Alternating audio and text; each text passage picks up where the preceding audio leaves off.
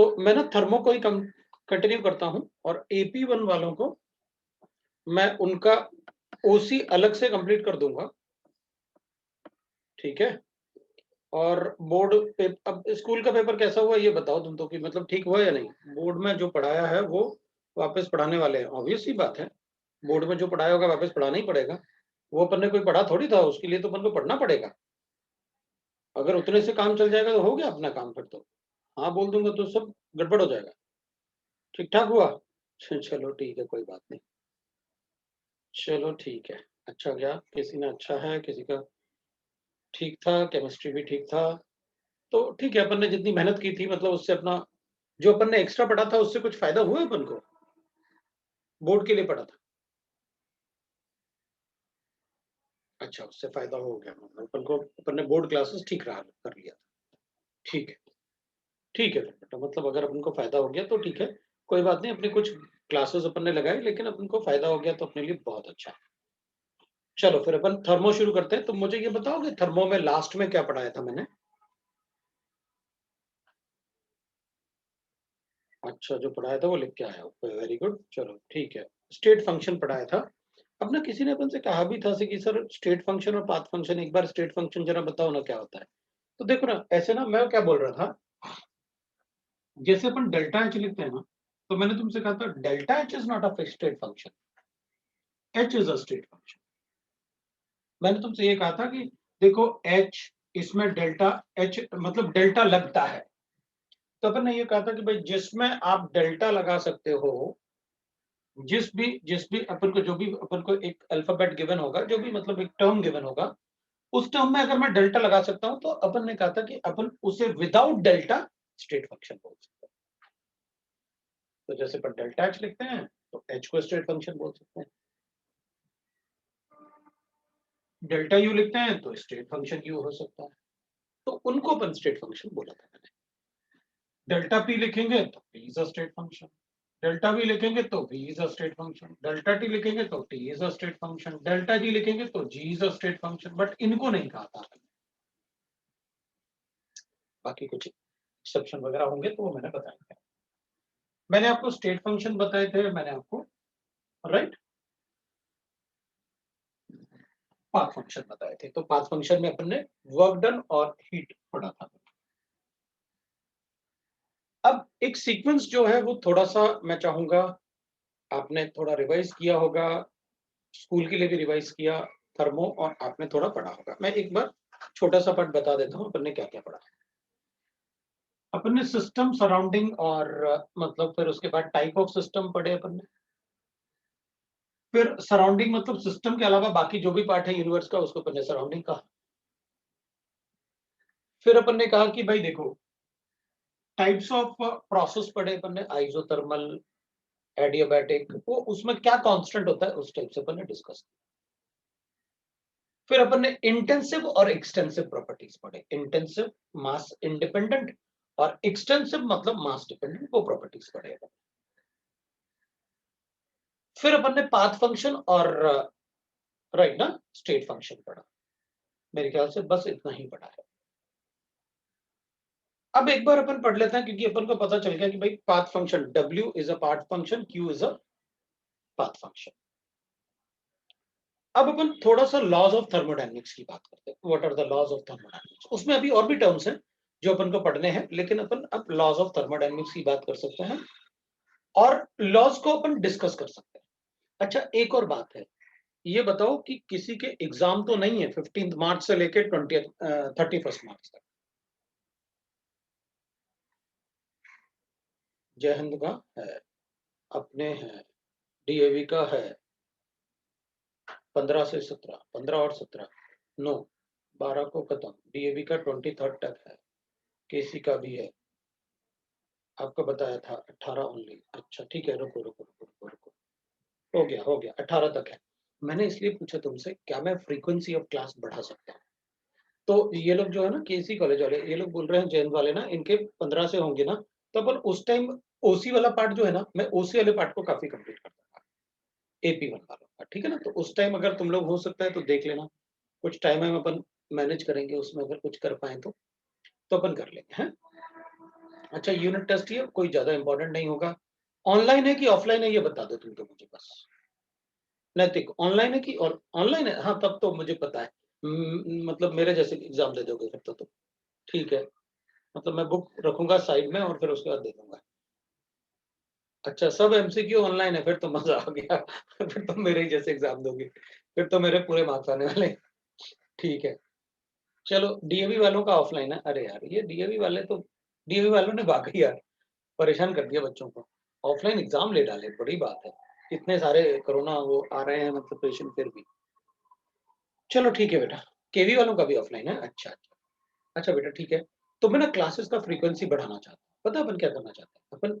AP1 का मैं ओसी खत्म करके GOC1 GOC2 भी करेंगे अपन, और 12th शुरू करने के पहले करेंगे अपन, और थर्मो खत्म करेंगे। अभी थर्मो पे फोकस करते हैं ना। 20 से 23 तक प्रैक्टिकल भी है डीएवी का। ओसी, अच्छा ओसी तो अपना जल्दी हो जाएगा, कोई प्रॉब्लम नहीं, चिंता मत करना। कर देंगे खत्म हो जाएगा। वैसे भी GOC1 GOC2 12th में ही पढ़ाते हैं मोस्टली, लेकिन अपन इस बार अभी करने की कोशिश करेंगे, अभी करेंगे। अच्छा ठीक है, अब मैं शुरू करता हूँ। मैं ना पहले लॉज ऑफ थर्मोडायनेमिक्स की बात करते हैं अपन, तो मैं लिखता हूँ लॉज ऑफ थर्मोडायनेमिक्स।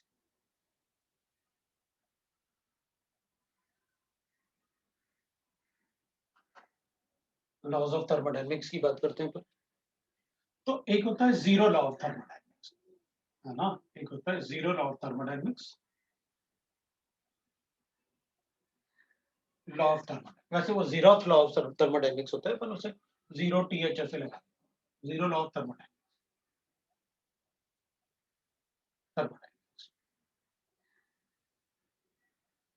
अब वो कहते हैं पता है क्या, zero law of thermodynamics, when two bodies at different temperature, है ना, to bodies at different temperatures T1, T2 is greater than T1,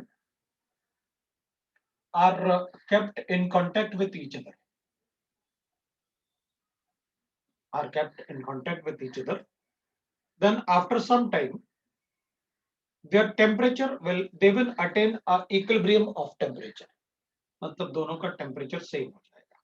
obvious सी बात है, तो कंडक्शन मेथड वो तो होता ही है, ये तो अपन को पता है पहले से। हाँ तो यही होता है जीरो लॉ ऑफ थर्मोडायनेमिक्स, इसलिए इससे कोई क्वेश्चन भी नहीं आता, तो हो ही जाएगा। कंडक्शन मेथड अपन को पता है अच्छे से, ठीक है ना। तो लेकिन अगर कभी कभी लेकिन स्कूल में आ जाता है, right the definition of zeroth law of thermodynamics, बता देंगे when the two bodies at different temperatures are kept in contact with each other, then there attain a thermal equilibrium। thermal equilibrium मतलब temperature दोनों का same हो जाएगा, मतलब temperature flow नहीं रुकेगा, लेकिन वो टेम्परेचर फ्लो तो चलता रहेगा, लेकिन दोनों का टेम्परेचर कांस्टेंट होता है। वही तो इक्विलिब्रियम होता है। Chemical equilibrium concentration constant, reaction नहीं रुकता। तो that is called zeroth law of thermodynamics. तो ठीक है, इसमें अपन को कुछ पढ़ना ही नहीं। When two bodies at different temperature are kept in contact with each other will attain the thermal equilibrium, attain thermal equilibrium।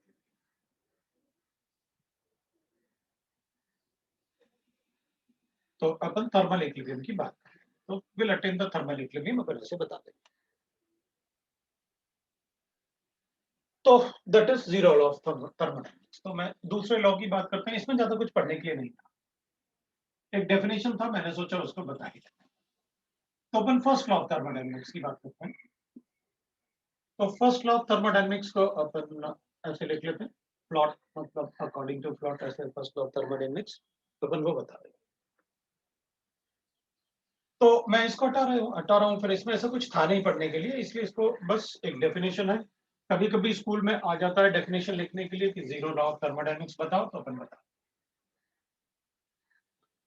First law of thermodynamics, so according to this law we are writing the definition.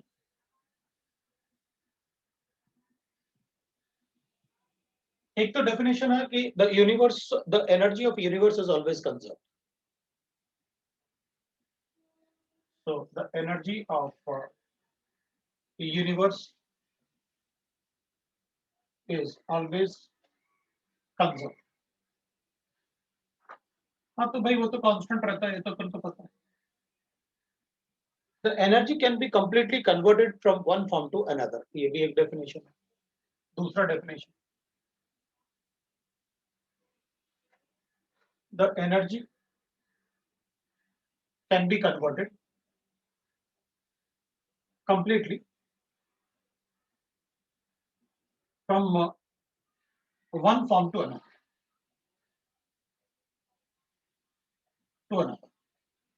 अपन को पता है ऐसा possible नहीं है, क्योंकि कुछ energy तो lost होता ही होता है। अगर ऐसा होता तो एफिशिएंसी सभी मशीन का 100% हो जाता। The energy of isolated system, isolated मतलब क्लोज, जैसे रेफ्रिजरेटर होता है, थर्मस फ्लास्क होता है, that is called isolated adiabatic system. The energy of isolated system remain constant. इनमें से आप कोई भी डेफिनेशन बता सकते हो, they all are the definition of first law of thermodynamics. अपन एनर्जी को मैथमेटिकली ऐसे प्रूव कर सकते हैं, अपन मैथमेटिकली ऐसे बता सकते हैं, suppose E1 is the energy of, E1 is the energy of present with any system, any system। तो अपन क्या करते हैं, मेरे पास एक सिस्टम है ऐसे, उसके पास ऐसे मूवेबल पिस्टन लगा देते हैं, ऐसे कुछ कर देते हैं अपन, ये मूवेबल पिस्टन लगा हुआ है और इसमें एक सिस्टम अपन गैस मान लेते हैं। सो इसकी एनर्जी मुझे E1 गिवन थी एंड ये E1 उसका एनर्जी था। अब मैं इसको ना हीट एनर्जी देता हूं, मतलब इसको मैंने हीट करता हूं, तो heat given to the system. अगर मैं इस सिस्टम को एनर्जी दूंगा तो इसकी एनर्जी तो बढ़ जानी चाहिए, फिर जितनी एनर्जी दोगे उतना एनर्जी बढ़ जाएगा। Q is a energy, heat energy. इस चैप्टर में Q अपन हमेशा हीट एनर्जी लिखेंगे, मैं आपको पहले बता चुका हूं। And W is the work done on the system, मतलब मैंने यहां पर इसको कंप्रेस भी किया, और वर्क डन मैंने कंप्रेस किया, तो अपन कहेंगे भाई अगर आप कंप्रेस करोगे तो सिस्टम पे वर्क डन कर रहे हो आप, तो W is the work done on the system. Q is the heat given to the system, आपने हीट दिया, and W is work done on the system, on the system। ठीक है, देन तो अपन कहेंगे इन सब का सम जो है that will be equal to E2 हो जाएगा। मतलब अब अगर मेरे पास कोई पहले से सिस्टम था जिसकी एनर्जी E1 थी, तो मैंने इसको Q दिया, तो उसकी एनर्जी जितना हमने दिया उसको हीट, उससे उसकी एनर्जी बढ़ गई। कंप्रेस भी किया, work done on the system किया, तो और एनर्जी बढ़ गई होगी, तो total energy becomes E2। First law of thermodynamics में एक बात ध्यान रखना, it follows law of conservation of energy. मतलब एक फॉर्म से दूसरे फॉर्म में 100% एनर्जी कन्वर्ट करेंगे, मतलब इसमें एफिशिएंसी सभी इंजन की, मतलब थ्योरेटिकली अपन को पढ़ना है कि हमेशा एनर्जी, आप जितना एनर्जी दोगे इंक्रीज हो गया, ले लो डिक्रीज हो गया, उससे एनर्जी, वो हमेशा फॉलो करना है। ठीक है, तो इससे अपन लिख सकते हैं that is E2 minus E1 will be equal to, that is the change in energy, Q plus W। So delta E will be equal to Q plus W। मैं किसी भी गैस के सैंपल का E मतलब total energy calculate करना थोड़ा मुश्किल होता है, that is called the internal energy. इसलिए हमेशा अपन क्या पढ़ते हैं, डेल्टा E पढ़ते हैं, E नहीं पढ़ते हैं, क्योंकि पर्टिकुलर एनर्जी को 100% कितनी एनर्जी है उसके पास वो पढ़ना थोड़ा मुश्किल होता है। सो हमेशा अपन इनको डेल्टा में पढ़ते हैं कि वो डेल्टा एनर्जी कितना होगा। अब अपन कहेंगे ठीक है, this is first law of thermodynamics, इसको अपन कहते हैं फर्स्ट लॉ ऑफ थर्मोडायनेमिक्स। अपन अगर कहेंगे ये तो इंटरनल एनर्जी था ना, अगर मैं टेम्परेचर को कम कर दूं, तो जितना कम करोगे टेम्परेचर उतनी कम इसकी एनर्जी होगी। तो अगर मान लो टेम्परेचर मैंने 0 केल्विन कर दिया, तो फिर अपन कहेंगे इस केस में ये 0 हो सकता है। क्योंकि delta is internal energy of any gas. अब अपन क्या करेंगे, अपन कहेंगे सर एक बात बताओ, अगर यही फर्स्ट लॉ ऑफ थर्मोडायनेमिक्स और पूरा चैप्टर ही यही है तो आप इसके पार्ट्स को समझा दो पहले आप, क्योंकि इसके पार्ट्स अगर हमें पता होंगे तो हम इजीली कैलकुलेट कर पाएंगे। इसका क्या मतलब है, इसका क्या मतलब है, इसका क्या है, बता दो आप। डेल्टा ई क्या होता है, क्यू क्या होता है, डब्ल्यू क्या होता है, ये बता दो। तो अब मुझे ये सब बताने की जरूरत नहीं है आपको कि देखो भाई, अगर इस केस में है ना, अगर अपन ऐसे कहेंगे कि भाई इस केस में ये सब बोलने की आपको बिल्कुल जरूरत नहीं, हम खुद समझ जाएंगे। If Q is equal to 0, मतलब हीट आपने दिया नहीं, तो जो भी वर्क डन करोगे उससे डेल्टा ई चेंज हो जाएगा। भाई कंप्रेशन से भी एनर्जी बढ़ जाएगी, मतलब ये जीरो हो जाएगा, ये जीरो हो जाएगा, आपने हीट नहीं दिया, लेकिन इन दोनों का सम तो ये हो जाएगा ना, बोल सकते हैं। अगर आपने वर्क डन नहीं किया तो अपन कहेंगे कोई बात नहीं, अगर आपने वर्क डन नहीं किया तो delta E is equal to Q बता दूंगा। और मान लो सपोज करते हैं, हमें एक बात पता है अच्छे से, ये गैस है, इसको मैंने मान लेते हैं, अपन अज्यूम कर रहे हैं कि 5 जूल एनर्जी दी। तो आपने कहा ठीक है, इनिशियली कुछ वैल्यू था तो बता दो। अपन ने कहा सपोज करते हैं ये वैल्यू मुझे 7 गिवन था, 5 मैंने दिया, 7 था 5 दे दिया, तो अपन कहेंगे 13 हो गया। और फिर अपन ने वर्क डन किया सिस्टम पे, सपोज 2 वर्क डन किया, तो अपन ने कहा 13 प्लस 2, सारा का सारा ये 7 प्लस 5 12 प्लस 2 14 हो गया। टोटल ये आपका एनर्जी कितना हो जाएगा 14। तो मतलब आप यहां पर क्या लिखोगे, 14 minus 7 that is Q plus W is 7। तो कंजर्वेशन बता रहे हो आप, वो न्यूमेरिकल थोड़ा सा अपन ऐसे। अब अपन ने कहा ठीक है भाई, अगर मान लो मैंने इसको Q 5 जूल्स ऑफ एनर्जी दिया, अगर मैंने इसको 5 जूल ऑफ एनर्जी दिया और इससे वर्क डन 5 जूल करवा लिया, मैंने इसमें मैंने वर्क डन नहीं किया ऑन द सिस्टम में, work done by the system मतलब एक्सपेंशन, ये वर्क जितना हीट दिया उतना ही एक्सपेंशन करवा लिया, उतना ही एनर्जी का, तो बता देंगे फिर डेल्टा इज इक्वल टू 0 हो जाएगा। और क्या, इसका मतलब है जितना हीट दूंगा अगर उतना ही वर्क डन करवा लूं मैं तो क्या होगा, फिर डेल्टा इज इक्वल टू 0। तो अपन कहेंगे अगर सपोज डेल्टा ई 0 है, तो अपन यहां बोल सकते हैं ना भाई, and if delta is equal to 0, तो अपन कहेंगे भाई Q will be equal to minus W। हमें क्या फर्क पड़ेगा, मतलब ये A हो गया, ये B हो गया, ये C हो गया, अपन ऐसे बता सकते, ये अपन बोल सकते। ठीक है, वो तो इक्वेशन से ही बता देते, हमें क्या फर्क पड़ता है, हमें बस कंडीशन बता दो। वैसे पहले आपने बताया हुआ कि Q 0 कब होता है, W कब 0 होता है, वर्क कब 0 होगा, when there is no change in volume and work done will be 0। अब अपन वर्क डन की बात कर लेते हैं, वर्क और हीट दोनों की बात करते हैं, अपन इनके पार्ट्स को समझते हैं एक एक करके, ठीक है ना। तो मैं इंटरनल एनर्जी से ही शुरुआत कर लेता हूं, या Q और W से भी, मुझे तीनों को आपस में कोरिलेट करना है, किसी को भी पढ़ा दो आप एक एक करके, हमें फर्क नहीं पड़ेगा। तो ठीक है, अपन वर्क डन की बात कर लेते हैं पहले। तो वर्क डन को अपन W से डिनोट करेंगे, और वर्क डन जो होता है अपन लिखेंगे that is, it is a ordered form of energy, form of energy, it is a ordered form of energy.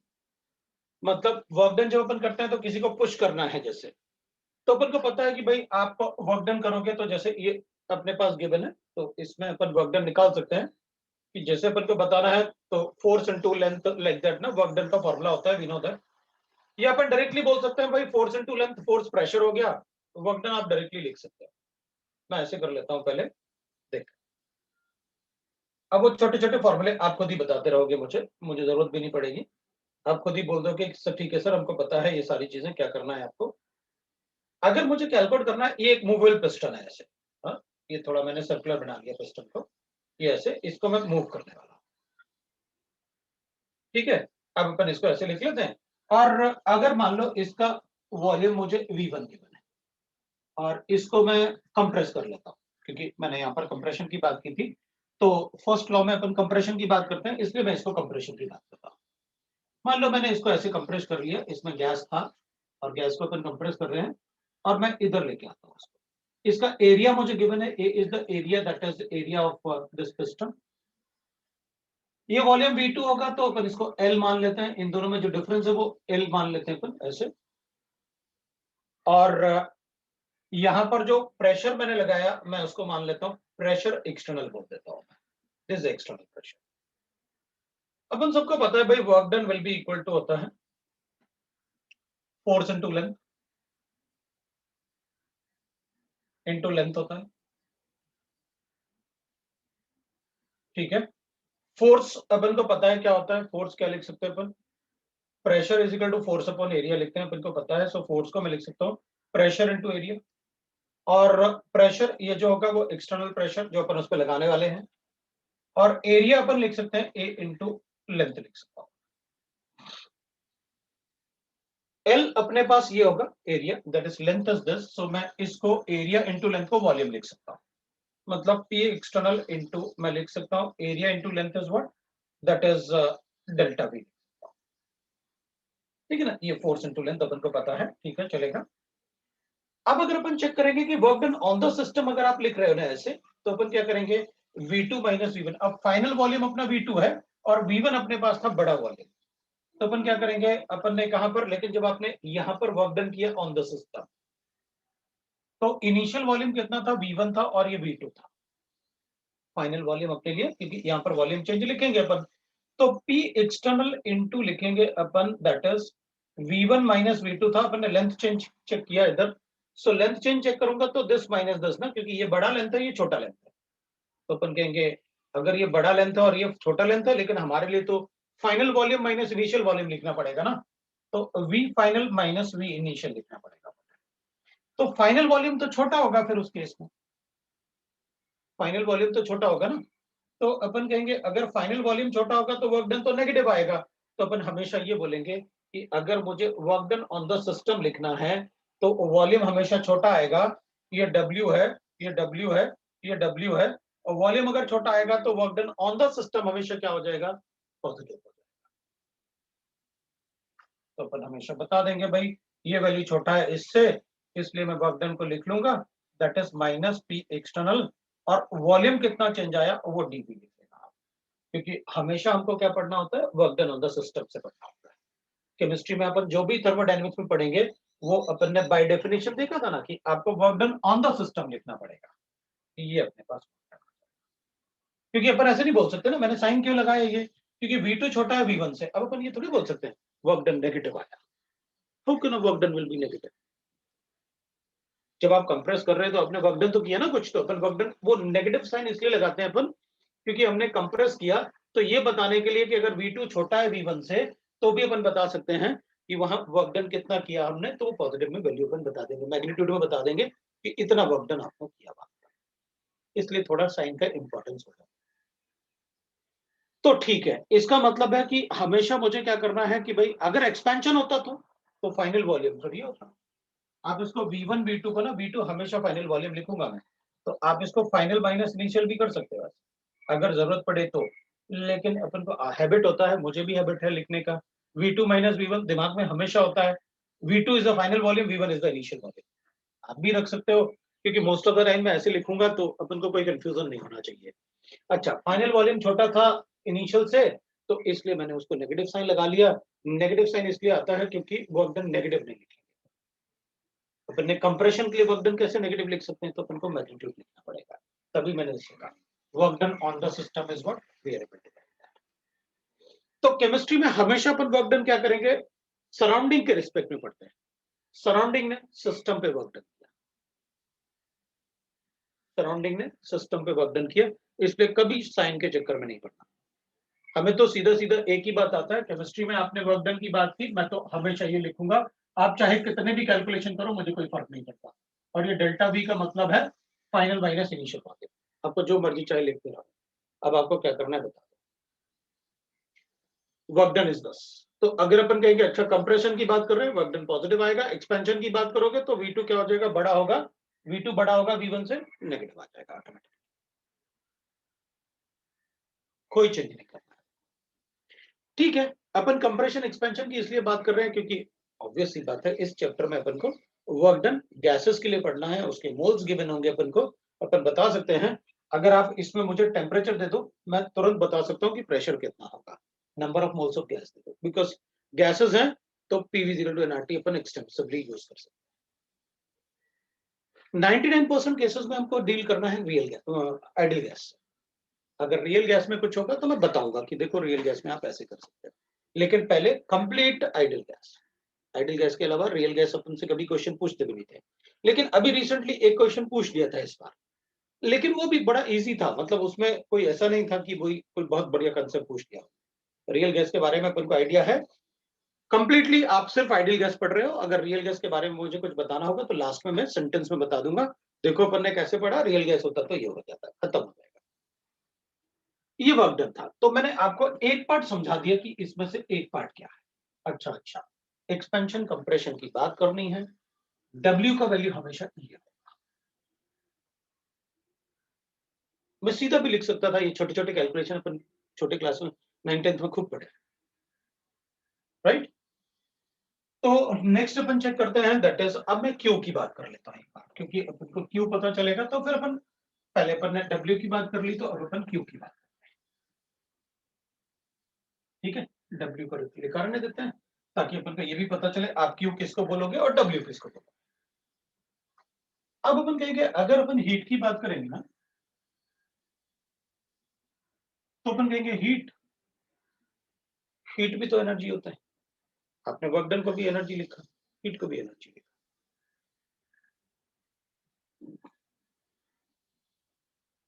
So it is a disorder form of energy.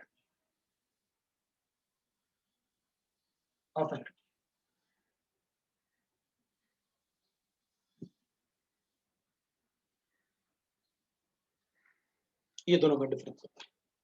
पता, जैसे मैं इसको हीट करूंगा तो अपन मान लो यहाँ हीट कर रहे हैं, तो वो ऐसे कंडक्शन की वजह से इधर इधर इधर इधर वो ऐसे बिल्कुल ऐसे सिमेट्रिक ऐसे नहीं जाएगा सारा, कभी कुछ हो जाएगा, कहीं कहीं जाएगा। जैसे अपन वाटर को बॉईल करते हैं, वाटर को बॉईल करते हैं तो सिमेट्रिक थोड़ी बॉईल होता है, तो कंडक्शन से ऐसे ऐसे ऐसे, ऐसे होता रहेगा, डिसऑर्डर फॉर्म ऑफ एनर्जी, वो कहीं भी जा सकता है।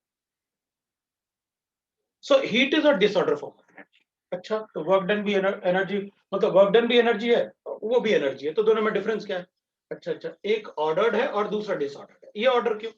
हाँ, तो जैसे मान लो अपन ने वर्क डन, इसको अपन को पुश करना है तो अपन क्या करेंगे, ऐसे पुश करेंगे तो पूरा पुश होगा ऐसे वर्क। और अगर अपन को हीट करना है तो अपन किसी जगह हीट करेंगे या किसी एक पार्ट, इधर हीट करोगे तो सब जगह एक जैसा हीट नहीं होगा। अगर बोर्ड को अपन इधर हीट करेंगे तो सब जगह एक जैसा हीट नहीं होगा, so it is a disorder. अच्छा, और कोई डिफरेंस? तो अपन कहेंगे देखो भाई, हीट एक्सचेंज या हीट चेंज सिर्फ टेम्परेचर की वजह से हो सकता है। मतलब अगर किसी को हीट देना है तो आपको टेम्परेचर के फॉर्म में ही देना पड़ेगा, बस। वर्क डन टेम्परेचर के फॉर्म में होना जरूरी नहीं है। मतलब वर्क डन अपन ऐसे भी करेंगे भाई, अगर अपन क्लैप करेंगे तो गर्म होगा ये, that is also work done. किसी को लिफ्ट करेंगे तो वो भी वर्क डन है, अपन ने हीट तो नहीं किया ना लिफ्ट करने के लिए। मान लो अपन को पेन को लिफ्ट करना है तो हीट थोड़ी करेंगे अपन। तो अगर अपन किसी को, मतलब हीट कैन बी गिवन और it can be given out by any system in the form of temperature, by the temperature difference only. So the energy exchange from the system or the surrounding due to temperature is called heat. The exchange of energy between the system and surrounding,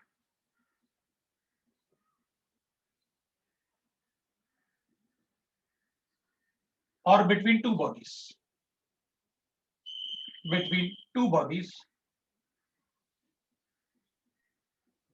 due to change in temperature. मतलब heat is a form of energy by temperature difference, or it is given out or it is given to the system in form of temperature. So due to change in temperature is called heat. इसके अलावा temperature के अलावा किसी भी form में आप energy exchange कर, energy change कर दो किसी भी सिस्टम या सराउंडिंग का, उसको मैं वर्क डन करूं। अगर टेम्परेचर की वजह से हीट चेंज हो रहा है, इसका मतलब टेम्परेचर की वजह से एनर्जी चेंज हो रही है, मतलब आपने हीट दिया उसको। टेम्परेचर के अलावा जैसे अपन कहेंगे, जैसे अभी मैंने क्लैप किया, तो ऑब्वियसली बात है, आप कहोगे इसमें काइनेटिक एनर्जी को पोटेंशियल एनर्जी में कन्वर्ट कर दिया। It's a work done. किसी चीज को लिफ्ट किया, it is a work done. Compression, it is a work done. It is not heat. आपने टेम्परेचर चेंज नहीं किया। हाँ, तो अपन कहेंगे अगर कंप्रेस करेंगे तो टेम्परेचर तो चेंज होगा ना। हाँ, तो उसके लिए अपन कैलकुलेट कर लेंगे कितना टेम्परेचर चेंज हुआ, बट आपने डायरेक्टली हीट नहीं किया उसको। It is a form of energy, so obviously बात है एनर्जी चेंज होगी तो टेम्परेचर चेंज होगा, but it is not, work done is not due to the temperature change. क्या से तुमको क्लियर हो गया? हीट मतलब which is due to temperature change. अच्छा, तो आप ये बोल रहे हो मुझसे कि हीट जो होगा that will be directly proportional to difference in temperature. बिल्कुल यही बोल रहा हूं। Q is directly proportional to delta T. अच्छा, ठीक है। तो फिर हीट तो डेल्टा टी से डिफरेंस, अगर Q is directly proportional to delta T, तो ये सभी सब्सटेंस के लिए एक जैसा होगा क्या? ठीक है, ऐसे कैसे पॉसिबल है? Q सभी टेम्परेचर, सभी सिस्टम के लिए एक जैसा होगा, ऐसे कैसे पॉसिबल है? ऐसे थोड़ी होता है। ये तो डिपेंड करेगा कौन सा सैंपल है, तो उसमें कुछ आप बताओ, कुछ डेफिनेशन बनाओ, तो अपन कहेंगे देखो भाई, ये तो डिपेंड करेगा कि देखो कि मान लो अपन ने हीट किसको दिया, एल्यूमिनियम को दिया या कॉपर को दिया, और फिर डिपेंड करेगा एल्यूमिनियम का सब्सटेंस इतना बड़ा सैंपल है या इसका इतना सा सैंपल है, तो उस पर भी डिपेंड करेगा अमाउंट ऑफ सैंपल। भाई नेचर ऑफ सब्सटेंस पे भी डिपेंड करेगा। तो अपन कहेंगे फिर इसको डिफाइन कैसे करें, तो कहेंगे हीट कैपेसिटी से डिफाइन करें। अच्छा, तो आप प्रोपोर्शनलिटी को हटा के सभी का 1 ग्राम या 1 मोल या ऐसा कुछ फिक्स करना चाहते हो आप? बिल्कुल। हाँ, तो ठीक है, अपन ऐसे करें। Q is equal to C into delta. C is what heat capacity. ठीक है, तो अपन कहेंगे अच्छा C will be equal to Q by delta T होगा। लिखो आप, हमें क्या करना है। अच्छा, तो C is the heat capacity of the substance. वो पर मोल की गिवन हो सकता है अपन को, तो इसको n से मल्टीप्लाई कर देंगे, क्योंकि वो डिपेंड कर रहा है नंबर ऑफ मोल्स पे। भाई कितना अमाउंट है उस पर भी डिपेंड करेगा, जैसे अपन ने लिखा। अब बाय डेफिनेशन देखते हैं हीट कैपेसिटी। अब अपन डेफिनेशन पे आ जाते हैं। हीट कैपेसिटी, हीट कैपेसिटी मतलब C की बात कर लेते हैं, क्योंकि अपन को ये तो पता चल गया कि ये बाय डायरेक्टली टेम्परेचर, टेम्परेचर को बोलते हैं अपन, टेम्परेचर डिफरेंस को हीट बोलना है। अब ये किसकी बात कर रहे हो, गैस की, सॉलिड की, लिक्विड की, किसके? वो अपन ने पढ़ा हुआ, छोटे क्लासेस में भी पढ़ा हुआ अपन ने। Q is equal to MST, heat lost is equal to heat gained. Water में आइस डाल दो, बताओ कितना टेम्परेचर हो जाएगा। तो उस टाइप के क्वेश्चंस, काफी सारे क्वेश्चंस किए हुए हैं अपन ने कैलोरीमेट्री वाले। छोटे क्लासेस में बहुत क्वेश्चंस होते हैं, अभी भी 10th क्लास वालों को पढ़ाता हूँ, तो मुझे पता है। तो अपन क्या करेंगे, हीट कैपेसिटी की बात करेंगे अपन, तो अपन कहेंगे अच्छा भाई ठीक है, तो हीट कैपेसिटी आप खुद ही बोल रहे हैं, capacity to hold the heat is called heat capacity. तो कितना हीट, तो अपन कहते हैं अच्छा ठीक है, एक टेम्परेचर को फिक्स करते हैं। क्या कि अगर मेरे पास एक सैंपल है और इसका 1 डिग्री राइज करना है टेम्परेचर, तो बताओ कितना हीट है। तो अपन कहेंगे ठीक है, हीट कैपेसिटी होता है the amount of heat required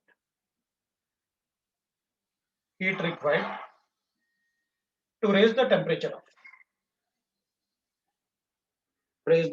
of given amount of substance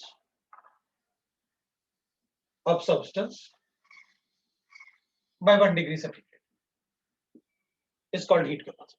अच्छा, ये तो अपन को पहले से पता है भाई, आपने कितने बार मुझे पढ़ाया ड्यूलॉन्ग-स्पिटिट्स लॉ। इसमें अपन पढ़ते हैं स्पेसिफिक हीट मल्टीप्लाई बाय क्या, atomic weight is equal to 6.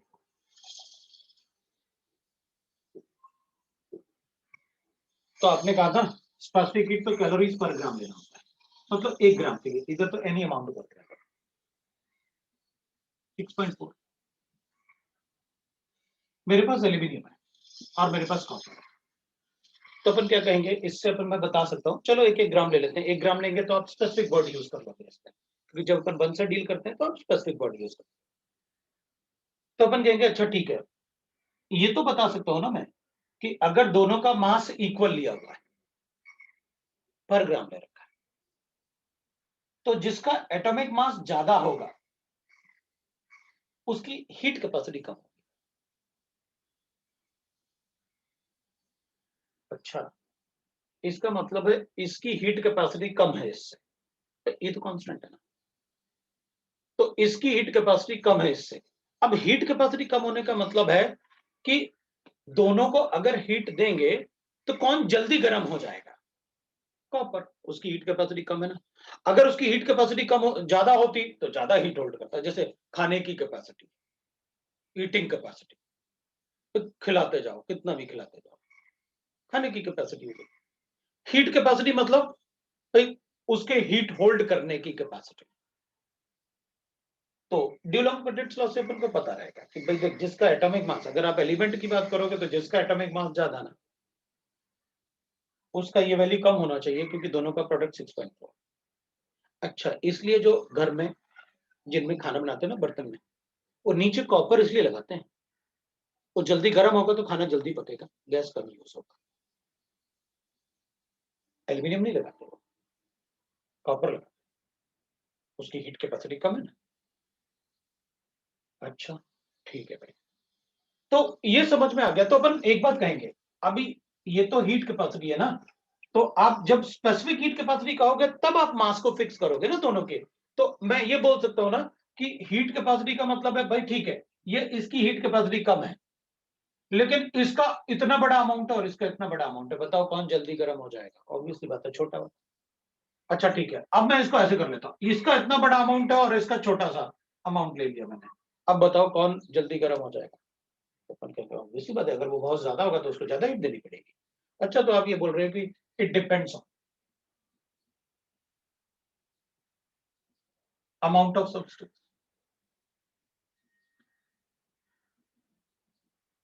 ठीक है, it depends on nature of substance. तो अगर दोनों का अमाउंट सेम ले लिया तो नेचर पे डिपेंड करेगा, नेचर ऑफ सब्सटेंस उस पर भी डिपेंड करेगा किस सब्सटेंस को हीट करना। ठीक है, तो इसमें तो अपन को कोई डाउट नहीं कि अगर कोई एलिमेंट वगैरह से कोई क्वेश्चन वगैरह पूछते हैं ना, ये तो अपन को बिल्कुल क्लियर हो गया कि हीट कैपेसिटी बोलते किसको होगा, हीट कैपेसिटी का मतलब क्या है। ठीक है, अब अपन बात करते हैं स्पेसिफिक हीट कैपेसिटी।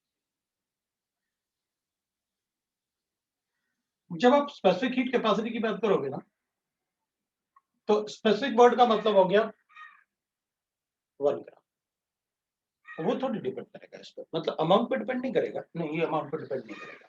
अच्छा अच्छा, तो इंटेंसिव प्रॉपर्टी हो गया, ये अमाउंट पे कर रहा था तो एक्सटेंसिव प्रॉपर्टी, ये अमाउंट पे नहीं कर रहा मतलब इंटेंसिव प्रॉपर्टी।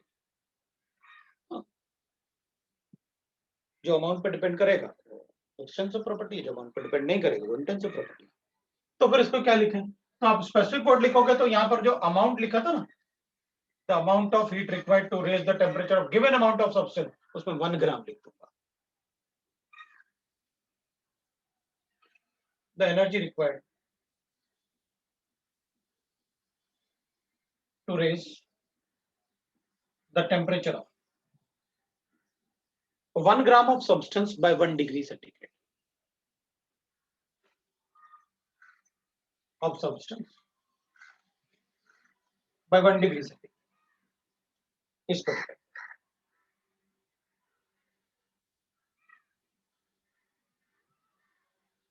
ठीक। तो मोलर स्पेसिफिक हीट कैपेसिटी कोई बात नहीं, 1 ग्राम को 1 मोल लिख देना, कोई मोलर भी हो गया स्पेसिफिक भी हो गया, 1 लिख करो। Molar specific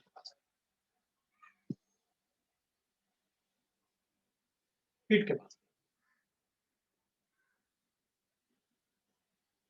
that will be equal to the energy required to raise the, अब इसमें 1 मोल ले लेंगे तब तो मोलर स्पेसिफिक हीट कैपेसिटी हो जाएगा, हमें क्या फर्क पड़ेगा। तो अपन कहेंगे the energy required to raise the temperature, to raise the temperature of 1 mole of substance of 1 mole of substance by 1 degree centigrade, उसको अपन कहते हैं, या 1 केल्विन, क्योंकि डिफरेंस है अपन कुछ भी लिख सकते हैं, क्या फर्क पड़ेगा। अच्छा, तो टेम्परेचर को इंक्रीज करने के लिए वो हीट कैपेसिटी, ये वैल्यू होता है कि भाई अगर 1 डिग्री राइज करना, अगर ये 1 है तो ये दोनों इक्वल हो जाएंगे, और अगर टेम्परेचर आपको ज्यादा बढ़ाना है तो फिर आपको हीट भी ज्यादा देना पड़ेगा, और वो सैंपल पे भी डिपेंड करेगा। ये अपन को पर मोल की बना, तो यहाँ पर मैंने स्पेसिफिक हीट कैपेसिटी यूज किया, मोलर स्पेसिफिक हीट कैपेसिटी, क्योंकि केमिस्ट्री में अपन को मोल से डील करना, वरना फिजिक्स में तो अपन ऐसे भी कर लेते हैं। Specific heat of liquid, mass of liquid,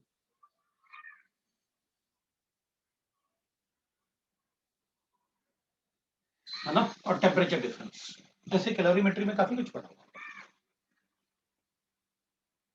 So this is about the specific heat, that is heat capacity, ये इक्वेशन। अब n डेल्टा टी है, तो अपन इसको, इसमें जैसे मैंने आपसे कहा ना, एक्सटेंसिवली आप यूज करते हो पीवी इक्वल टू एनआरटी, मतलब मैं इसको ऐसे भी लिखती हूँ,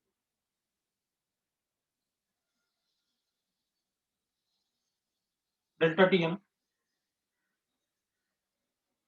तो मैं इसको पीवी बाई आर भी लिख सकता हूँ,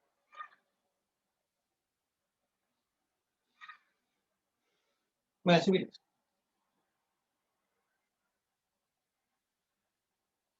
और ये मतलब मैं ऐसे भी लिख सकता हूँ, मतलब आप एक्सटेंसिवली यूज कर सकते हो इस चैप्टर में पीवी इक्वल टू एनआरटी। तभी मैं आपसे बोल रहा था कि आपको gas equation, ideal gas equation काफी अच्छे से आना चाहिए, अपन अभी इस पर ही फोकस करें। ठीक है भाई, मान लिया अपन ये हीट कैपेसिटी। अब अपन कहेंगे भाई देखो, heat capacity is calculated, heat capacity depends on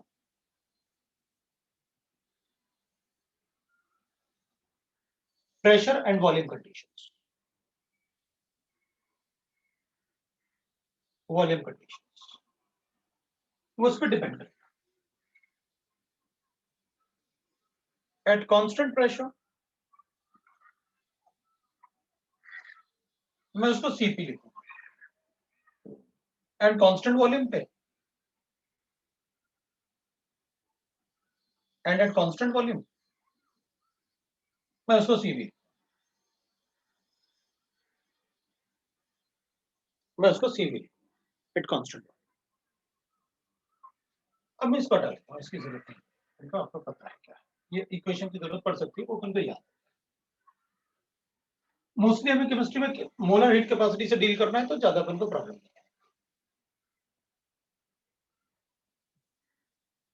according to Mayer relationship,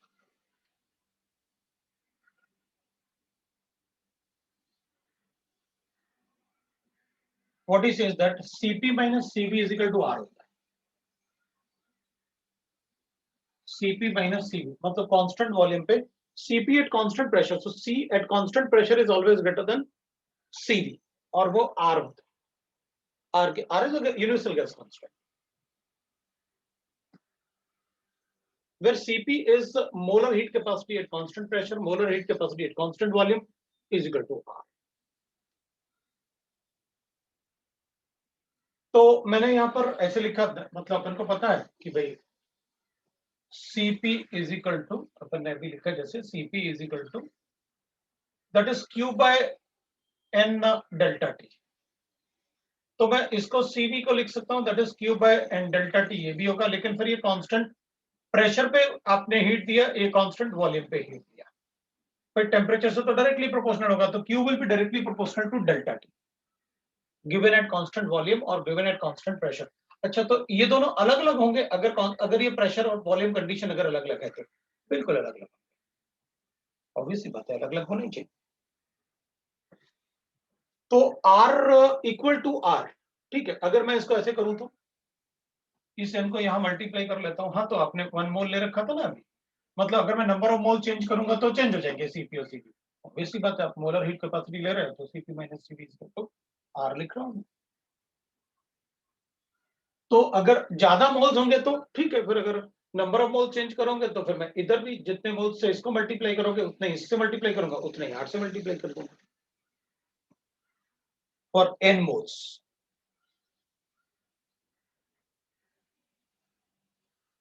अब एक बार अपन ना ये डिफरेंस देखते हैं, ये डिफरेंस है क्या। वैसे आपको पहले से पता है कि वो आर है क्या, आर के बारे में आपको पहले से पता है कि आर होता क्या है, तो बताने की जरूरत नहीं है आपको। आर क्या, आर इजिकल टू होता है PV upon N T. PV क्या होता है, वर्क डन। तुम्हें याद होगा एक बार मैंने गैसियस स्टेट में आपको फिजिकल सिग्निफिकेंस ऑफ आर बताया, और बताया था work done by 1 mole of a gas for 1 degree rise in temperature, वो आर सिग्निफाई करता है। 1 mole of a gas by 1 degree rise in temperature, वो आर होता है। अच्छा ठीक है, कोई बात नहीं, ये तो आपने पहले बता रखा है, मतलब आर क्या सिग्निफाई करता है ये मुझे पता है। ठीक है, तो आपने 1 डिग्री राइज लिखा, अभी आपने जो लिखा था R is equal to work done लिखा आपने, और डिवाइडेड बाय 1 into 1 लिखा आपने, डेल्टा टीवी 1 था तो आपने 1 into 1 ऐसे। मतलब आर मुझे सीधा सीधा वर्क डन बताता है कि भाई वर्क डन कितना हुआ, मतलब इन दोनों का डिफरेंस मुझे वर्क डन बता रहा होगा। हाँ ठीक है, एक बार दिखा और दो तो फिर मुझे कोई प्रॉब्लम नहीं होगा। अगर वो आप दिखा दोगे कि इन दोनों में वर्क डन कैसे आया था, तो फिर हमारा इक्वेशन, हमें कोई प्रॉब्लम नहीं है। आप इक्वेशन लिख सकते हो, मैं रिलेशनशिप लिख के, आपने इक्वेशन तो लिख दिया, उस इक्वेशन का मीनिंग भी बता दिया। अब एक बार बता और दो कि इसको और इसमें आप कर क्या रहे हो। ठीक है, तो अपन क्या करेंगे, अपन को पता है आप इसमें हीट एट कांस्टेंट प्रेशर देने वाले हो और हीट एट कांस्टेंट वॉल्यूम देने वाले हो। तो अगर मेरे पास 1 मोल ऑफ गैस है, इसमें मेरे पास 2 लीटर वेसल है, 1 मोल ऑफ गैस, मैंने इसको हीट दिया eight constant volume,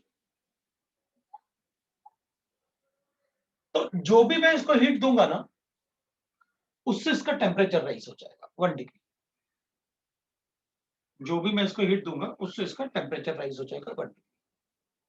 heat given to the system, उससे इसका टेम्परेचर बढ़ जाएगा। वॉल्यूम कांस्टेंट है इसलिए फिक्स है, आपने क्यू भी लिखा ना, वॉल्यूम कांस्टेंट है इसलिए फिक्स है, कोई वॉल्यूम चेंज नहीं।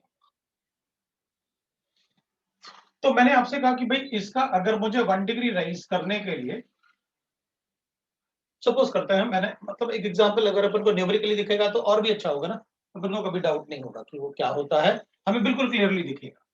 मान लो ये 5 जूल्स एनर्जी देनी पड़ी मुझे 1 डिग्री राइज के, तो हो गया 1 डिग्री राइज, जो भी आपने इधर दिया उससे 1 डिग्री राइज हो गया 5 जूल्स।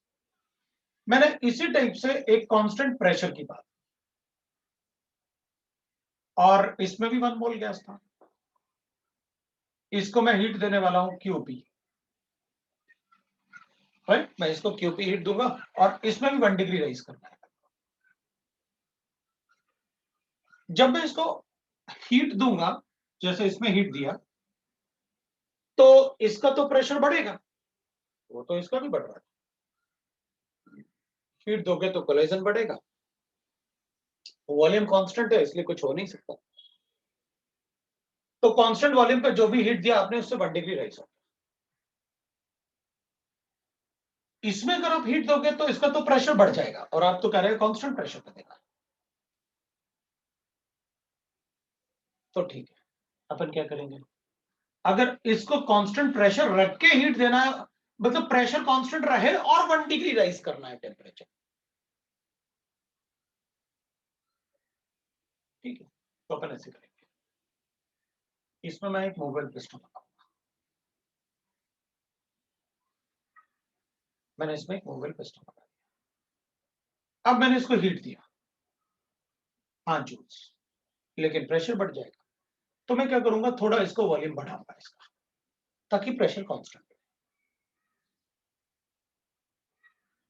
मतलब मैं इसको हीट दूंगा, अगर मान लो ये पिस्टन यहाँ के रुका हुआ है, तो अपन को पता है, अगर अपन से कोई कहेगा ना ऐसे ना, इसके अंदर गैस और पिस्टन ऐसे रुका हुआ है, तो अपन कहेंगे यहाँ प्रेशर लिख के बताओ कितना है, वही इस गैस का प्रेशर होगा। अगर कम होता तो नीचे आता पिस्टन, ज्यादा होता तो ऊपर जाता पिस्टन। इसका मतलब अगर आप एक्सटर्नल प्रेशर लिख दो और बता दो कि ये प्रेशर यहाँ, ये पिस्टन यहाँ रुका हुआ है, तो मुझे पता है कि अंदर प्रेशर कितना है। जितना उधर लिखा होगा एक्स्टर्नल प्रेशर। अगर मैं इसको एनर्जी दूंगा तो इसमें कोलाइजन बढ़ेगा, प्रेशर बढ़ेगा, प्रेशर बढ़ेगा तो पिस्टन अपने आप ऊपर की तरफ जाएगा, क्योंकि इधर प्रेशर बढ़ रहा है इससे। कब तक जाएगा? जब तक प्रेशर कांस्टेंट ना होगा। अच्छा, तो मैं जितना एनर्जी इसको दे रहा हूं उससे कुछ वर्क डन भी हो जा रहा है। भाई अगर मैं इसको प्रेशर कांस्टेंट रखना ना अपन को, अपन अगर इसको एनर्जी देंगे, क्यू देंगे, तो प्रेशर बढ़ेगा, और प्रेशर अपन चाहते हैं कांस्टेंट रहे, तो थोड़ा वॉल्यूम बढ़ाओगे आप।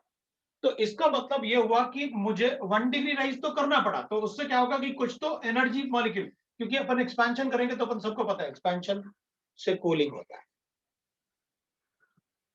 तो 1 डिग्री राइज करना है तो अपन को ज्यादा एनर्जी देनी पड़ेगी। क्यों? क्योंकि अब अपन जब एक्सपेंशन होगा तो थोड़ी कूलिंग भी हो जाएगी। तो अपन को इसमें अगर 1 डिग्री राइज करना है तो 5 किलो जूल से काम नहीं चलेगा, आपको और देना पड़ेगा। क्यों? क्योंकि कुछ एनर्जी तो यहाँ एक्सपेंशन में भी यूज जाएगी ना। कितना एक्सपेंशन में यूज हो गया, तो अपन कहेंगे वर्क डन कैलकुलेट कर लो कितना यूज हुआ। एक्सटर्नल प्रेशर आपके पास है, V2 माइनस V1 कर लो, आपको वर्क डन पता चल जाएगा कि भाई इसका 1 डिग्री राइज करने के लिए इसमें तो कोई वॉल्यूम मतलब वो नहीं हो रहा था, एक्सपेंशन तो नहीं हो सकता क्योंकि वॉल्यूम कांस्टेंट है। इसमें क्या हो रहा है, प्रेशर कांस्टेंट रखने के लिए मुझे थोड़ा, मैं चाहता हूं कि इसको एनर्जी भी दूं ताकि ये 1 डिग्री राइज हो जाए और उसका प्रेशर भी कांस्टेंट रहे। तो एनर्जी देने से प्रेशर बढ़ेगा, भाई कांस्टेंट रखना है तो थोड़ा ऊपर कर देना ताकि वो कांस्टेंट रहे। तो जितना ऊपर किया अपन ने ताकि 1 डिग्री राइज, तो कुछ यूज हो गया इसको हीट अप होने में 1 डिग्री राइज के लिए, और कुछ यूज हो गया उसका एक्सपेंशन में। तो अपन कहेंगे अच्छा, जो टोटल हीट देना पड़ा ना उससे 1 डिग्री राइज भी करना पड़ा और वर्क डन भी करना पड़ा। तो यहां पर मान लो मैंने आपसे कहा कि मैंने यहां पर ना 8 जूल एनर्जी देनी पड़ी, तो अपन कहेंगे अच्छा इसमें 3 जूल्स वर्क डन भी हो गया, इसलिए आपको 3 जूल एक्स्ट्रा देनी पड़ी 1 डिग्री राइज के लिए। ओ, तभी आप कह रहे हो कि Cp minus Cv is equal to R, मतलब इसमें और इसमें जो डिफरेंस होगा वो R के बराबर होगा। इसका भी 1 डिग्री राइज करना था, इसका भी 1 डिग्री राइज करना, लेकिन इसमें प्रेशर कांस्टेंट था, मैं हीट देता हूं वो एक्सपैंड हो जाता है, मैं हीट देता हूं वो एक्सपैंड हो जाता है, तो मुझे ज्यादा एनर्जी देनी पड़ी 1 डिग्री राइज करने में। कितना ज्यादा देना पड़ा? 3 किलो। ठीक है, 3 जूल ज्यादा देनी पड़ी, तो Cp माइनस Cv, R के वैल्यू वहां बता दूंगा कितना कितना देना पड़ा इधर। तो वो एक डेफिनेशन हो गया आपने। अच्छा अच्छा, मतलब दोनों में से मतलब R मुझे पता है, R इसकी वजह से आता है, दोनों का डिफरेंस जो होगा वो R के बराबर आता है, वो ठीक है। मुझे पता चल गया कि what do you mean by this and this. इन दोनों में जो डिफरेंस आता है वो किसकी वजह से आता है? वर्क डन की वजह से आता है। और R आपने बताया था, work done by the gas for 1 mole of a gas by 1 degree rise in temperature. ठीक है, तो अपन कहेंगे अगर n मोल गैस है तो ठीक है, R को n से मल्टीप्लाई करूंगा क्योंकि ये तो 1 मोल का डिफरेंस है। Yes, R will be constant ना, और तो 1 मोल मैंने वैसे लिख दिया, otherwise I will say that.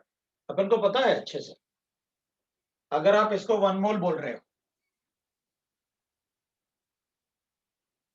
और दोनों को 0 डिग्री पे ले लो,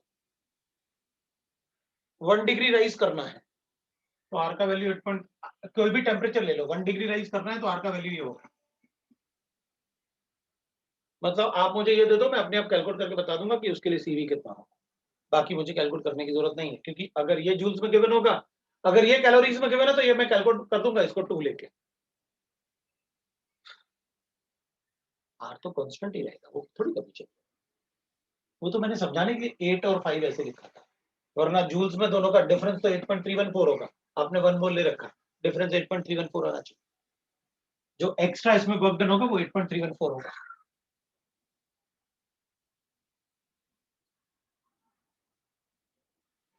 ठीक है, पता चल गया मुझे कैसे अपन को करना है, क्या होता है ये Cp माइनस Cv, ये पता चल गया अपन को।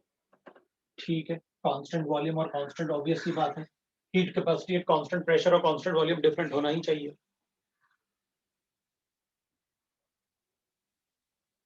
मैं इसको हटा, मैं इसको ऐसे भी लिख सकता हूं,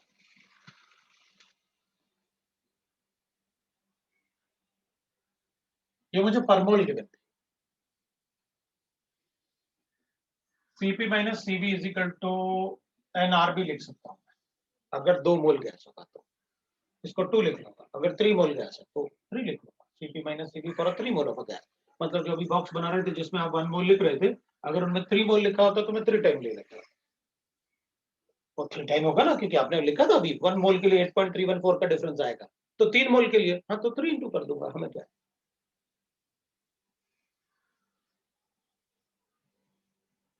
ठीक है, तो अगर मुझे ऐसे गिवन है तो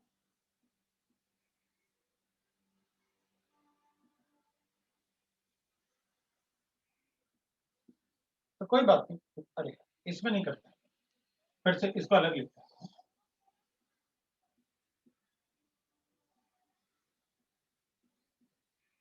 ये n मोल्स गिवन था, अगर मुझे ऐसे गिवन पर ग्राम, ये भी पर ग्राम के लिए, तो मैं इसको भी पर ग्राम ले लूंगा, उसी गैस के मोलिकुलर वेट से डिवाइड कर देता हूं। ये आप ऐसे बोल दो, 1 ग्राम के लिए गिवन था, मॉलिक्यूलर मास से मल्टीप्लाई किया तो 1 मोल के लिए आ गया। 1 ग्राम के लिए गिवन था, मॉलिक्यूलर मास से मल्टीप्लाई किया तो 1 मोल के लिए आ गया, हो गया भाई, ठीक ही बात। मतलब अगर Cp और Cv पर ग्राम गिवन होंगे तो अपन ऐसे ले लेंगे, ठीक है कोई बात नहीं, वैसे ले लेंगे।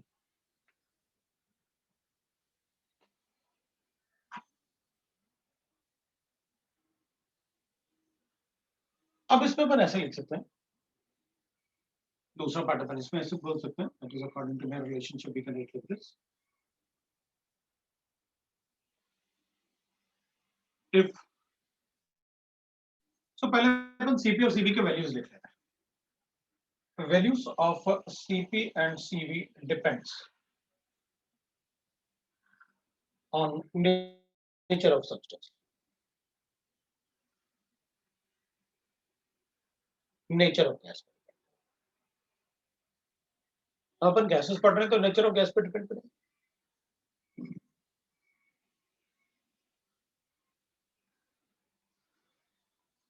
तो फॉर मोनोटॉमिक गैस,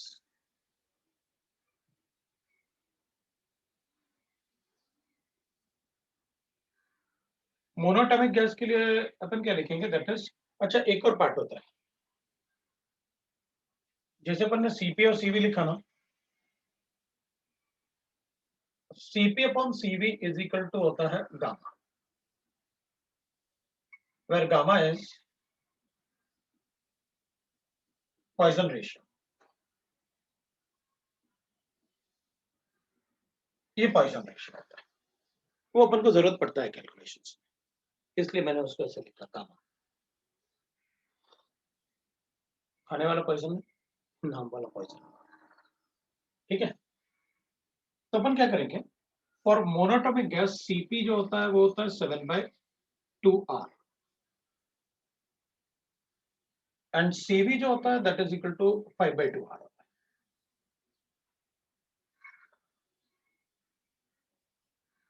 और gamma will be equal to 7/5 होगा, तो ऑब्वियस सी बात है अपन लिखेंगे 1.4 फॉर मोनोटॉमिक गैस।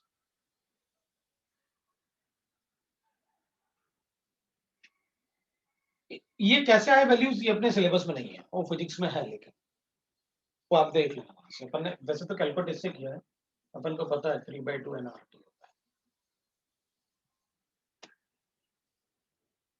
कैलकुलेशन यहाँ से आता है, ये नंबर्स जो आते हैं ना वो n चेंज होता है अंदर, वो इसलिए तब आए। तो मैं, ये मोनोटॉमिक गैसेस के लिए ही होता है 3/2R2 काइनेटिक एनर्जी वाला, उसको law of equipartition of energy बोलते हैं।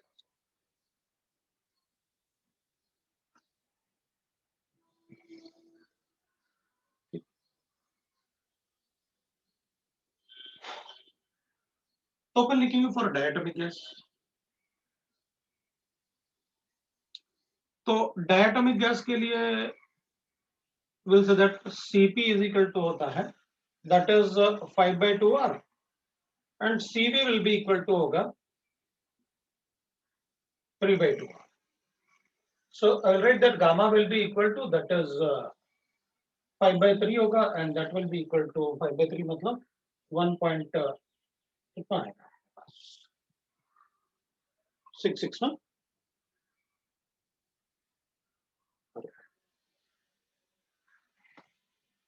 कितना दिया हुआ है, कोई अपन से कुछ बोल रहे हैं, रुकना 1 मिनट है, क्योंकि मुझे ये वैल्यूज कम ही याद रखता है, क्योंकि कभी कैलकुलेशन में आता तो है नहीं, कैलकुलेशन ये सब फिजिक्स का पार्ट है, मुझे तो सीधा सीधा मतलब होता है ऐसे, गामा होता है 1.66, गामा होता है 1.44 और गामा 1.40 और गामा होता है 1.3, ये लगा ऐसे अपन को याद रखना, उसी से मैं अपने बना लेता हूँ, मतलब याद कभी नहीं लगता। अब देखना इसको बनाना है तो मैं ऐसे बना दूंगा, जैसे अभी अपन ने लिखा 7/5, 8/6 और इसको बना लूंगा मैं 5/3, ये बन गया, उसी से मैं अपने बना देता हूँ, क्या उसमें डायटोमिक ट्राइटोमिक ऐसे मैं अपने बना देता हूँ, मोनोटोमिक के लिए 1.66, डायटोमिक के लिए 1.40 और एक होता है, तो ये वैल्यूज दिमाग में अपने आप ही वो रहते हैं कि मतलब किसके लिए क्या होगा, तो डायटोमिक ट्राइटोमिक ये अलग अलग बताने की जरूरत नहीं है, ठीक है ना। तो अब इससे अपने आप बना लिया करो, 8/6 मतलब हो जाएगा 4/3 और 4/3 का मतलब 1.3, तो बता देता है, मैंने वहां पर क्या लिखा था 7/2, उसको एक बार चेंज करो, क्योंकि वो 1.66 नहीं आ रहा, Cp is equal to that is 5/2r and Cv is equal, और Cp हमेशा बड़ा होगा Cv से, 3/2r, तो गामा अपने पास वो आ रहा था मोनोटोमिक का, डायटोमिक के लिए Cp is equal to 7/2r, वो मैंने ये वाला ऊपर लिख दिया था, ये वाला नीचे, क्योंकि उतना कौन याद रखता है, इतना सारा याद करने के लिए कौन याद रखता है, ये बताइए, तो वैल्यूज याद होते हैं, उससे मैं बना लेता हूँ क्या होना चाहिए, या फिर law of equipartition of energy बना ही ले, बहुत ज्यादा चैप्टर वैसे ही बहुत बड़ा चैप्टर है, परेशान करने वाला है, और ट्राइएटॉमिक और पॉलीएटॉमिक मॉलिक्यूल, तो अगर अपन ट्राइएटॉमिक बोलेंगे ना और पॉलीएटॉमिक मॉलिक्यूल, वो लिखा तो है वैसे तुमको पता है क्या, ट्राइएटॉमिक और पॉलीएटॉमिक, इसको अपन पॉलीएटॉमिक बोलते हैं, और इसके लिए Cp इज इक्वल टू होता है 8/2r and Cv will be equal to 6/2r, ये लो भाई, तो अपने पास कहा ये डिवाइड बाय 2 वो काइनेटिक एनर्जी की वजह से आता है, जो मैं बता रहा था कि law of equipartition of energy, लेकिन फिर वो मतलब अपन फिजिक्स में बहुत ज्यादा नहीं जाएंगे, पर केमिस्ट्री पे ही स्टिक होके रहे, फिजिक्स में अपन गए तो अपन को फिर फिजिक्स में पढ़ने के लिए कुछ नहीं बचेगा, इसलिए अपन को केमिस्ट्री में सिर्फ इनकी जरूरत है, बस वो मैंने आपको वैल्यूज, अब कभी कभी कैलकुलेशन में मान लो अपन को सीपी यूज करना है, जैसे ये कैलकुलेशन है, तो अब इसमें मुझे सीपी की वैल्यू सब्स्टिट्यूट करनी है, तो आप ये बता दो कि कौन सा एटॉमिसिटी ऑफ द गैस बता दो, मोनोटॉमिक गैस है तो इसकी जगह 5/2r लिख दीजिए, और 5/2r होगा तो अपन को पता है क्या करना है, तो ऐसे शायद कभी जरूरत पड़ जाए तो मैंने इसलिए वो लिखा, वरना ये वैल्यू बताइए, अब देख रहे है ना, अपन को ये, और ऐसे ना डिक्रीजिंग, ऐसे ना सबसे ज्यादा उससे कम अपन को ये भी बताया, तो गलती नहीं, इसलिए गलती नहीं होती, तो ठीक है, ये एटॉमिसिटी ऑफ द गैस है, इतना काफी होगा अभी अभी के लिए फॉर हीट कैपेसिटी, अभी ये डिफरेंट, क्योंकि ये तो law of conservation of energy follow करने वाले हैं पूरे चैप्टर में, इसमें हर बार इधर से ऐसे होगा, बार बार ऐसे कान पकड़ रहे हो फिर ऐसे पकड़ लोगे, आप कहोगे हर बार एक ही चीज तो रिपीट करते रहते हो बार बार, तो वो क्योंकि कंजर्व हो रहा है ना सब कुछ, कंजर्व होगा तो हर एक चीज वापस फिर उसी जगह आ जाएगी, कैलकुलेशन वैसे ही आ जाएंगे, तो हर जगह वो एक जैसे ही कैलकुलेशन देखेंगे, हमें बस पता होना चाहिए मीनिंग, अपन को पता, हमें अच्छे से ये पता चल गया क्यू क्या है और क्यू को कैसे यूज करना, कांस्टेंट टेम्परेचर, कांस्टेंट प्रेशर और कांस्टेंट वॉल्यूम का क्या मतलब है, ये पता चल गया, क्यू कांस्टेंट प्रेशर पे ज्यादा क्यू होता है for any sample of a gas, और कांस्टेंट प्रेशर पे ज्यादा होगा और कांस्टेंट वॉल्यूम पे कम होगा, ये सीपी अपन सीवी गामा के रेशियो, ये अपन का हीट के पास,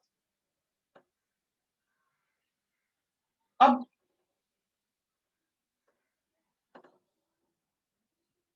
अपन ने क्यू और डब्ल्यू देख लिया, फर्स्ट लॉ ऑफ थर्मोडायनेमिक्स में, अब डेल्टा ई बचा हुआ, दैट इज कॉल्ड इंटरनल, ये छोटे छोटे जो पॉइंट्स है ना, ये अपन को ज्यादा टाइम लेते हैं कि इनके बारे में समझने के लिए। अदरवाइज चैप्टर तो बहुत इजी होता है, तो रिवाइज करेंगे तो 4 घंटे में पूरा चैप्टर रिवाइज हो जाता है। पढ़ने में बस ये लगता है कि कब खत्म होगा। चलो देखते हैं, लेकिन खत्म हो जाएगा, टेंशन नहीं लेना। अब इसको कहते हैं अपन इंटरनल एनर्जी। मैंने आपको बताया था इंटरनल एनर्जी अपन को पता है डेल्टा, उसको ई से भी डिनोट कर सकते हैं, यू से भी कर सकते हैं। फिजिक्स में हमेशा यू से डिनोट करेंगे, केमिस्ट्री में ई से भी डिनोट करते हैं। The sum of all the types of energies, all the types of energies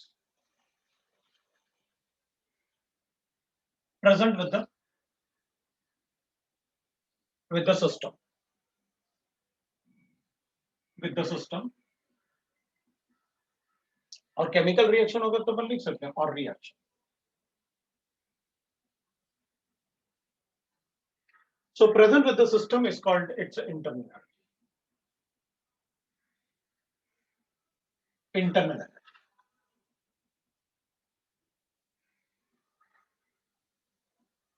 तो जैसे मान लो अपन ह्यूमन बीइंग्स है, जैसे मैं हूं, तो मेरी इंटरनल एनर्जी कितनी है ये मैं कैलकुलेट नहीं कर सकता।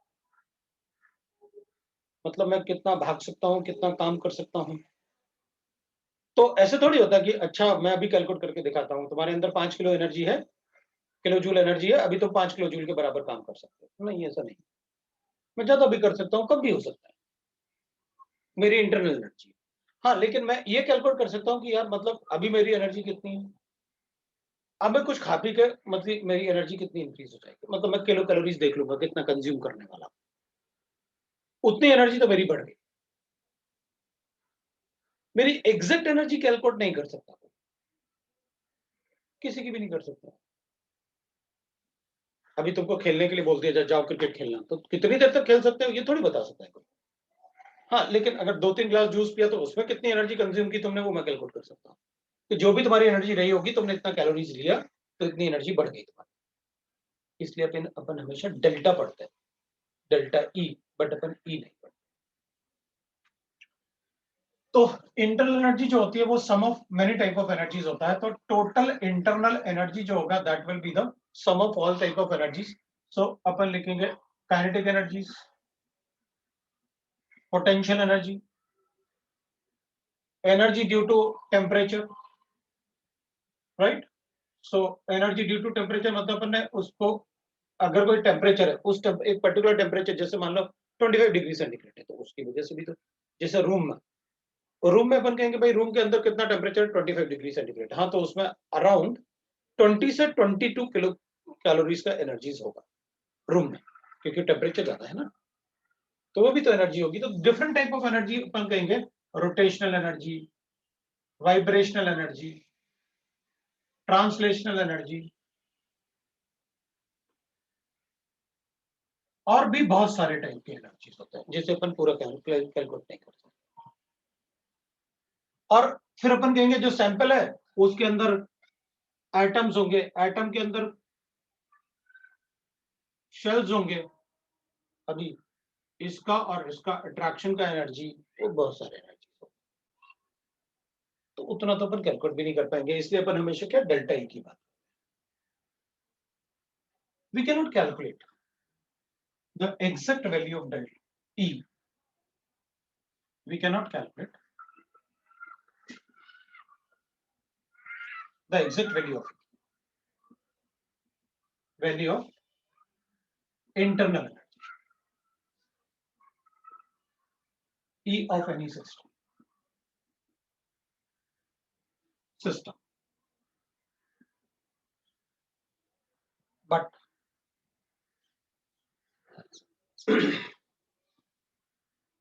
the change in internal energy can be calculated by change in internal energy can be calculated precisely with the help of calorimeter, can be precisely calculated precisely with the help of calorimeter, precisely with the help of calorimeter.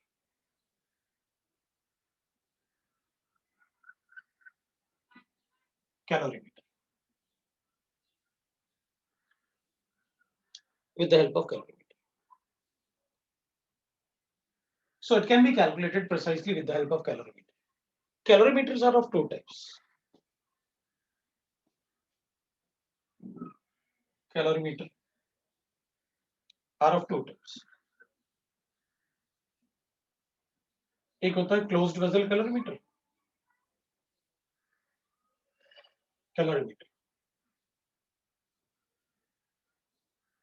दूसरा होता है open vessel calorimeter.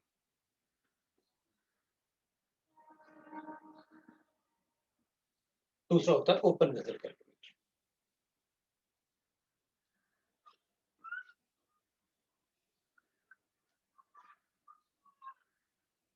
ठीक है,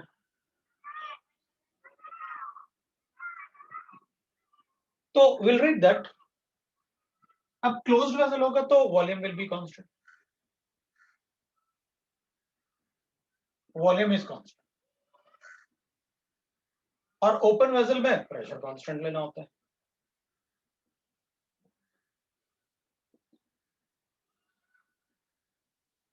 अब generally जो अपन पढ़ते हैं chemistry में वो अपन क्लोज्ड वेसल कैलोरीमीटर होता है। The closed vessel calorimeter is called bomb calorimeter, वो अपन ने 10th क्लास में पढ़ा। The closed vessel calorimeter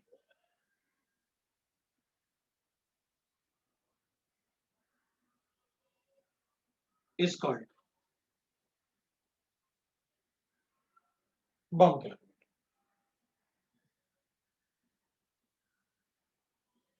which is used to calculate the internal energy of, which is used to calculate delta at constant point. Heat exchange at constant point.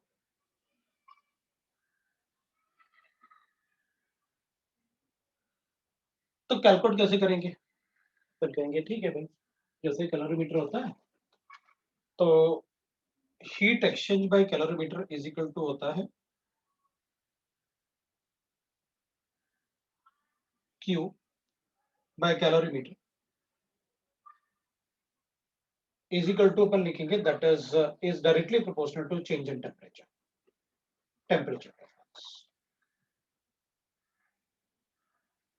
तो वो तो पहले से पता है अपन, तो उसको अपन लिखेंगे। मैं कैलोरीमीटर एक बार बना लेता हूं ताकि अपन को दिखे थोड़ा सा, क्योंकि कैलोरीमीटर से क्वेश्चन जरूर पूछेंगे।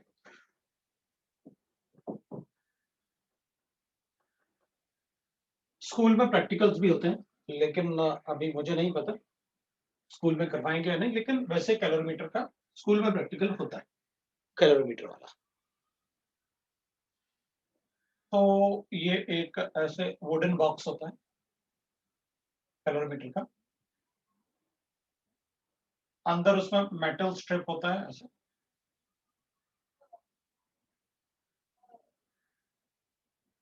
फिर उसमें ऐसे एक और अंदर मेटल होता है ऐसे, अपन इसे, इसमें यहाँ वाटर होता है,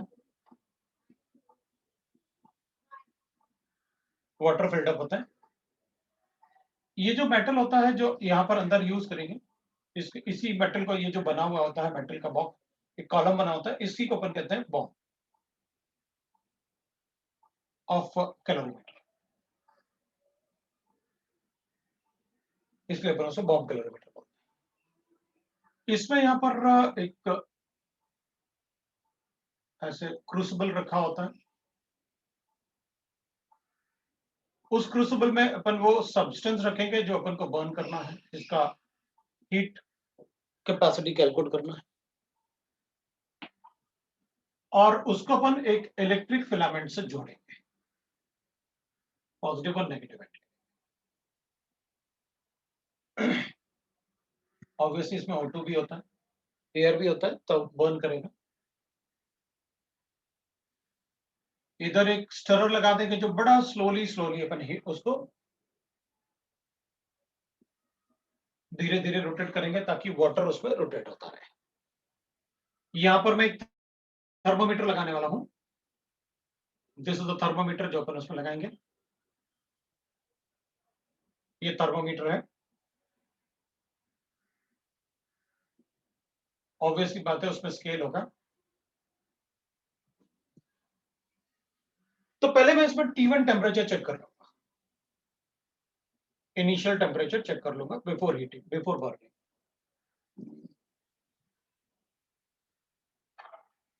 जो मेटल इसमें प्रेजेंट होता है, जिस मेटल से ये बनाते हैं, ये मेटल बॉक्स होता है। इसे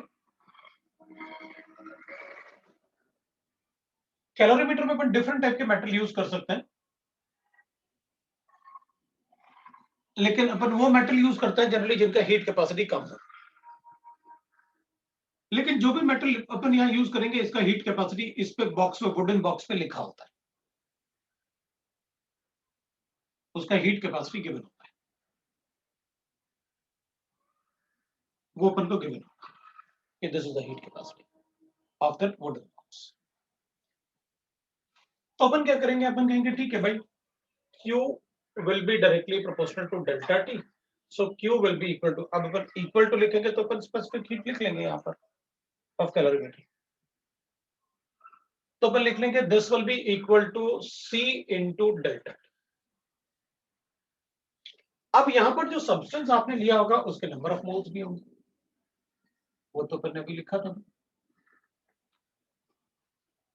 मतलब जो आपने अभी फॉर्मूला पढ़ा था हीट का, उसको इस तरीके से अपन कैलकुलेट कर लेते हैं ड्यू टू टेम्परेचर डिफरेंस, क्योंकि जब इसे बर्न करेंगे तो यहाँ हीट अप होगा, हीट अप होगा तो ये मेटल गर्म होगा, ये मेटल अगर हीट अप होगा तो ऑब्वियसली बात है पानी का टेम्परेचर चेंज होगा। तो अपन को ये जो C अपन को गिवन है यहाँ पर, ये मेटल प्लस वाटर का हीट कैपेसिटी होगा, क्योंकि वाटर भी कुछ हीट गेन करेगा। तो यहाँ पर जो C है वो उसमें वाटर प्लस मेटल दोनों का, क्योंकि जो मेटल हीट अप होगा तो पहले तो वो गर्म होगा, तो वो भी तो कुछ हीट एब्जॉर्ब करेगा, पानी भी कुछ हीट एब्जॉर्ब करेगा, और वाटर की तो हीट कैपेसिटी बहुत ज्यादा होती है। तो अपन कहेंगे अगर वाटर का हीट कैपेसिटी बहुत ज्यादा होता है तो ऑब्वियसली बात है, इसलिए इसमें बहुत ज्यादा टेम्परेचर चेंज नहीं आता, क्योंकि वाटर को बहुत ज्यादा एनर्जी देना पड़ता होता है गर्म करने की। तो जब इसको हीट करेंगे तो जो हीट यहाँ जनरेट होगा उससे ये मेटल भी गर्म होगा, और तो अपन को गिवन होता है, वो उस पर बोर्डन बॉक्स पे लिखा होता है कि what is the heat capacity of that metal which is used inside this. और यहाँ पर जो अपन यूज करेंगे, this is heat capacity of water plus metal दोनों,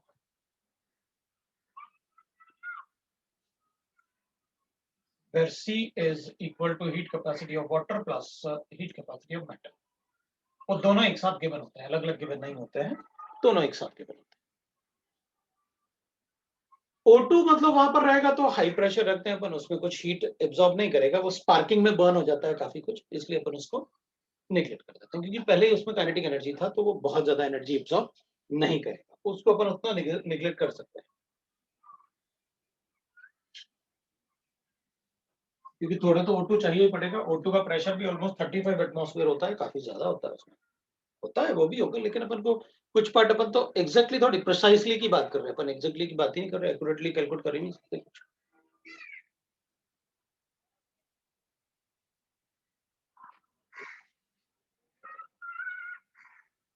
अब वाईफाई जैसा कहाँ बना दिया, कह रहे सर ये वाईफाई जैसा बना है वो क्या है?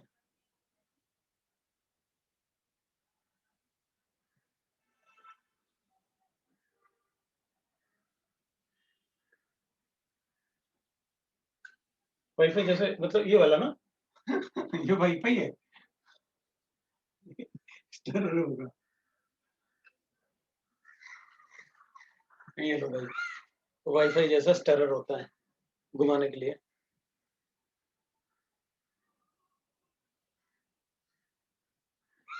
है ना? तो वो ऐसे धीरे धीरे रोटेट करेंगे, ताकि ऐसे ना हो ना कि एक ही जगह उधर वाला पानी ज्यादा गर्म होगा, इसके पास वाला, इधर दूर वाला पानी गर्म नहीं होगा जहाँ थर्मामीटर।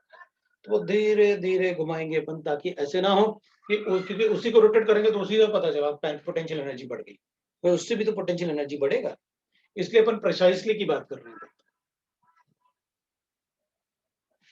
एट कांस्टेंट वॉल्यूम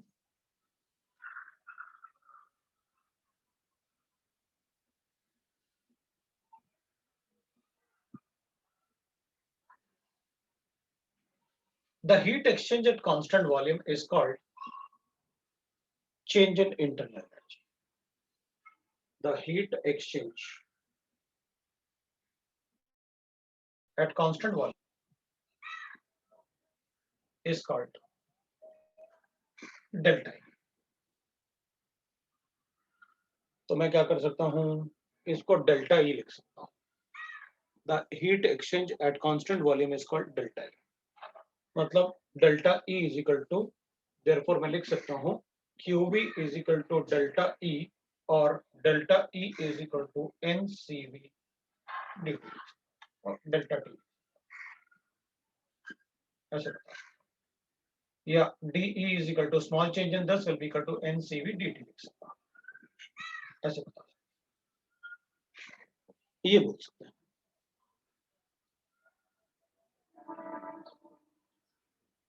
ऐसे बता सकते, तो इससे अपन कैलकुलेट करके बता सकते हैं इंटरनल एनर्जी क्या होता होगा.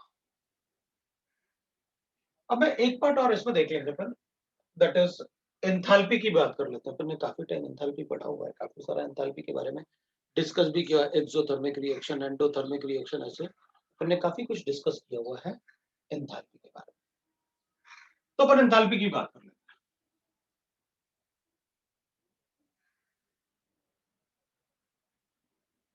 अब वैसे तो अपन इसका भी एग्जैक्ट, अब एंथैल्पी मतलब constant pressure, open vessel calorimeter की बात कर लेते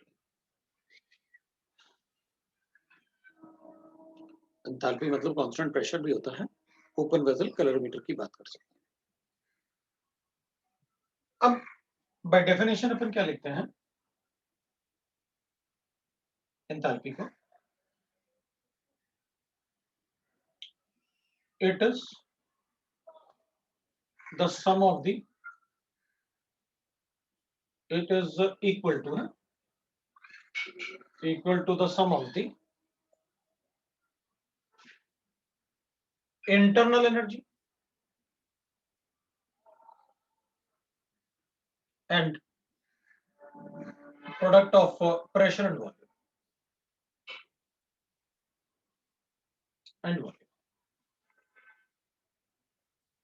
ये इसका डेफिनेशन है. मतलब delta E will be equal delta, that is H will be equal to, ये डेफिनेशन है इसका, H will be equal to E plus PV, ये लिखा आपने. तो अगर मुझे डेफिनेशन लिखने के लिए आएगा तो मैं यही बता दूंगा, this is the definition of enthalpy. तो इंटरनल एनर्जी तो energy present with any system, जो भी सिस्टम हमारे पास, जैसे इसमें 5 ग्राम था तो 5 ग्राम में कितनी एनर्जी होगी, तो 5 आप बताओ किसका 5 ग्राम है तो मोल्स कैलकुलेट कर लो, तो उसके 5 बाय मॉलिक्यूलर वेट, उसमें कितने मोल्स होंगे तो उस मोल्स की कितनी एनर्जी होगी मुझे पता चल जाएगा. मतलब मैं ये तो कैलकुलेट कर सकता हूँ. PV is something which is related to the work done. मतलब delta H is related to the total internal energy and the work done by the system or on the system, मतलब work done भी उसमें involve होता है delta H. मतलब total energy exchange with any system is called delta H. आज तक यही बढ़ता है. E is the energy present with the system. H is the energy present with the system in any form is called, मतलब अभी तक तो आप हीट की बात कर रहे थे, और इसकी मतलब इन एनी फॉर्म, मतलब आप टेम्परेचर से भी हीट चेंज करोगे या आप कंप्रेशन एक्सपेंशन से भी चेंज करोगे एनर्जी को, तो मैं total energy with the system delta H होता है. वो एच होता है, डेल्टा एच तो अपन लिखेंगे. तो अपन ऐसे लिख सकते हैं, सपोज एट P1 मुझे गिवन है, we are given H1 is equal to E1 plus P1 V1 और H2 is equal to हो जाएगा E2 plus P2 V. तो अगर एक मोमेंट पे डेल्टा एच ये है, और अगर अपन ने प्रेशर वॉल्यूम या टेम्परेचर कुछ भी चेंज किया ना, तो delta that H2 will be this. तो कितना चेंज आया एंथैल्पी में, तो अपन लिखेंगे delta H is equal to delta E plus वो ऐसे लिख सकते हैं ना अपन H2 माइनस H1। अब उसको लिखने की जरूरत नहीं थी इसलिए मैंने नहीं लिखा। E2 माइनस E1 हो जाएगा plus P2 V2 minus P1 V1 हो जाएगा ऐसे।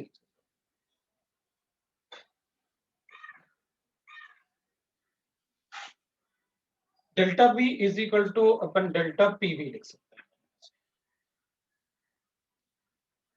मतलब delta change in enthalpy will be equal to change in delta E plus या डेल्टा P। मतलब आप work done on the system by the system कुछ भी करो, वर्क डन इसमें इंक्लूड होगा। अपन ऐसे भी लिख सकते हैं एट कांस्टेंट प्रेशर। मैं इसको ऐसे लिख सकता हूँ delta H is equal to delta E plus P delta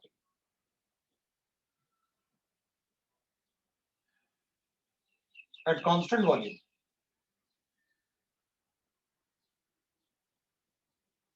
मैं लिख सकता हूँ delta H is equal to delta E plus V delta P। मैं ऐसे भी लिख इक्वेशन 1, इक्वेशन 2, इक्वेशन 3। मैं इसको ऐसे भी लिख सकता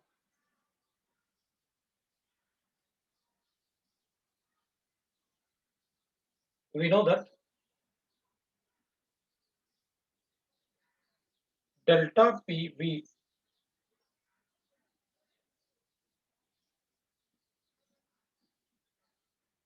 is equal to delta nRT.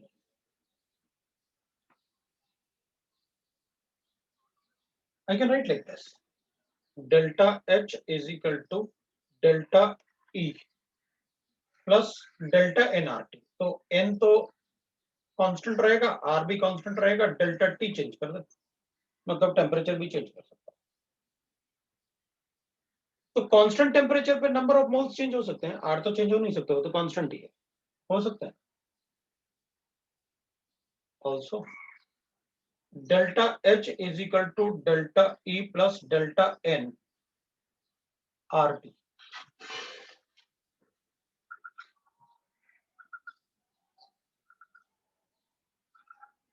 Equation 4 है।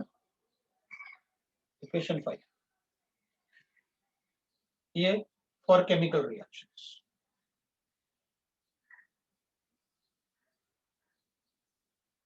एक्चुअली केमिकल रिएक्शन में क्या होगा ना, कुछ अपन क्या करेंगे भाई, मोल्स होंगे, रिएक्टेंट के मोल्स होंगे, बाद में प्रोडक्ट में कन्वर्ट हो जाएंगे। जैसे अपन यहाँ पर बात कर रहे हैं कंप्रेशन एक्सपेंशन में तो नंबर ऑफ मोल चेंज होते नहीं है, लेकिन टेम्परेचर तो चेंज होता है। तो नंबर ऑफ मोल्स तो चेंज नहीं करेंगे अगर अपन कंप्रेशन एक्सपेंशन की बात करेंगे, लेकिन केमिकल रिएक्शन में नंबर ऑफ मोल्स चेंज हो सकते हैं। Moles of product minus reactant अपन को पता है डेल्टा एनजी। मतलब अगर आप इन दोनों का डिफरेंस दे दो किसी टेम्परेचर पे, तो मैं केपी बड़ा होगा या केसी बड़ा होगा उस रिएक्शन का वो भी बता सकता हूँ। ये डेल्टा एनजी और वो डेल्टा एनजी एक ही बात है।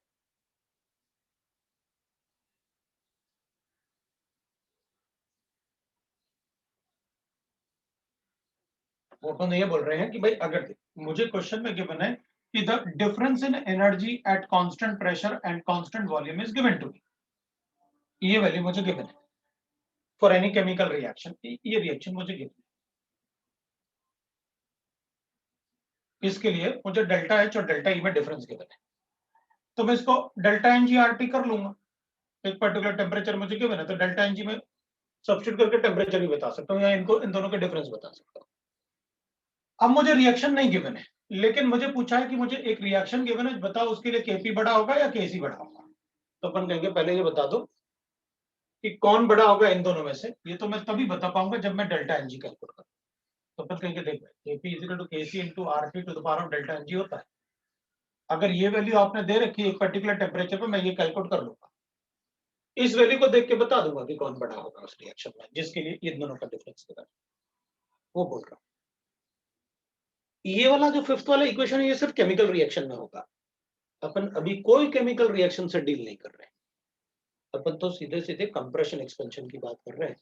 अभी अपन ने एक सब्सटेंस कैलोरीमीटर में बर्न किया था, उसका कितना इंटरनल एनर्जी होगा वो अपन ने कांस्टेंट वॉल्यूम पे कैलकुलेट किया, क्योंकि आपने बताया था बॉम्ब कैलोरीमीटर में कैलकुलेट कर रहे हो, तो मुझे ये पता था कि आप कांस्टेंट वॉल्यूम लेके कैलकुलेशन कर रहे हो।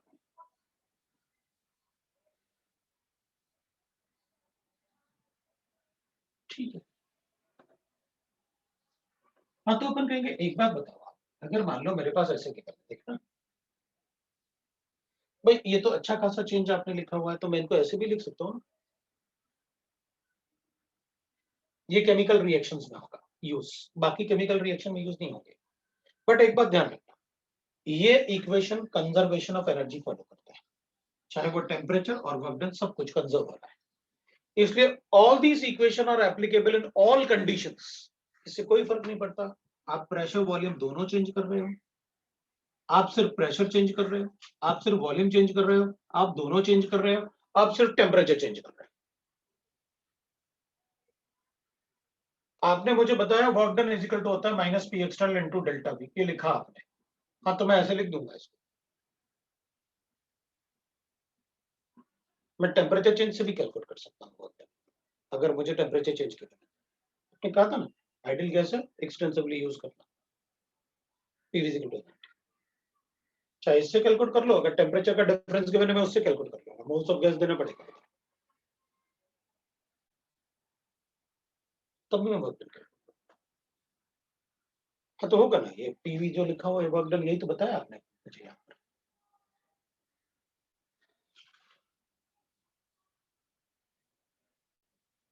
अच्छा देख, यहाँ पर अपन ऐसे लिखेंगे, जैसे ये इक्वेशन अपन ने लिखा भाई डीएच मतलब स्मॉल चेंज इन एंथैल्पी है, यहाँ पर change in enthalpy will be equal to D by D plus N R delta T ना, डी टी लिखूंगा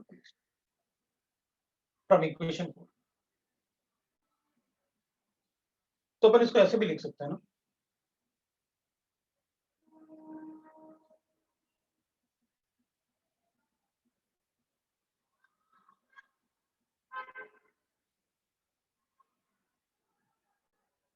लिख सकते हैं, डी तो कांस्टेंट वॉल्यूम पे कहा था ना आपने, तो मैं इसको ऐसे लिख लूं, D H upon D T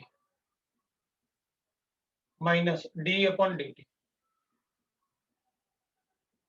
constant volume पे is equal to N R, लिखू ना, तो ये तो सीवी होता है, थोड़ी देर पहले आपने लिख के बताया था कि Q V is equal to delta E is equal to N C V D T, तो आपने इसको डी लिख लो, तो D by D T is equal to N C V, N आपने उधर लिखा हुआ आर के साथ।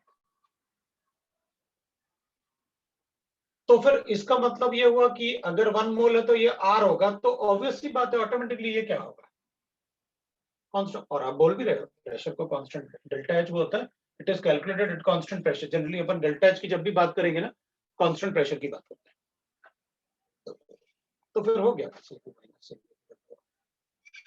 ये इक्वेशन भी, तो ये वाला जो इक्वेशन लिखा आपने it is nothing but CP minus CV is equal to are.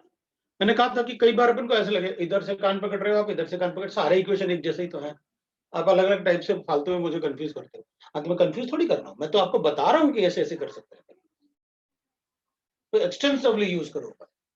These equation are valid in all condition, मतलब कुछ भी गिवन है मुझे इनमें से, पर मैं कहा था चाहे प्रेशर चेंज करो या वॉल्यूम चेंज करो, ये इक्वेशन सभी जगह वैलिड है, क्योंकि इसमें अपन ने कंजर्वेशन फॉलो किया, तो फिर ये इक्वेशन सभी जगह। मुझे डेल्टा ई गिवन है, कांस्टेंट प्रेशर पे डेल्टा वी गिवन है, डेल्टा एच बता दो, कांस्टेंट वॉल्यूम कांस्टेंट प्रेशर की जगह कांस्टेंट वॉल्यूम है, प्रेशर चेंज गिवन है वो भी बता दूंगा। मुझे प्रेशर वॉल्यूम दोनों चेंज करोगे, डेल्टा ई गिवन है, डेल्टा एच तब भी बता दूंगा। आपने कहा था कि मतलब दोनों भी चेंज कर सकते हैं, these are applicable in all conditions, मेरे आंसर आए।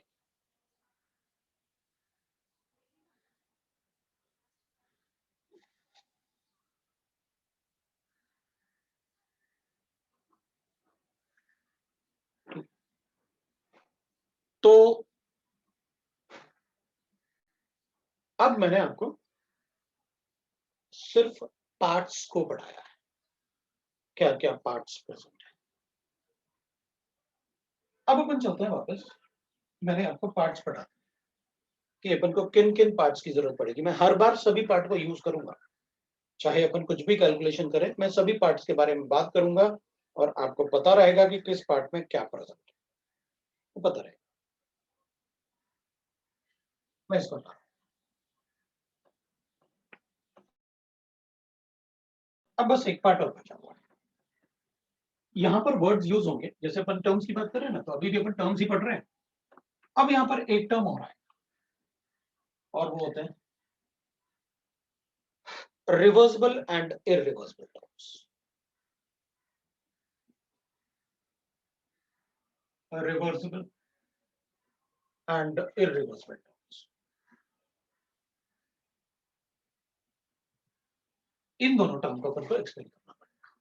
What do you mean by reversible process and irreversible process? So reversible process and irreversible process, ये चेक, ये पढ़ने के बाद अपने टर्म्स खत्म हो गए। अब डायरेक्टली अपन वर्क डन पे चलेंगे। डिफरेंट प्रोसेस में कैसे वर्क डन कैलकुलेट करना है वो काफी इजी होता है, कोई प्रॉब्लम नहीं। रिवर्सिबल का मतलब होता है the process take place very slow, take place very slow, such that the system and surrounding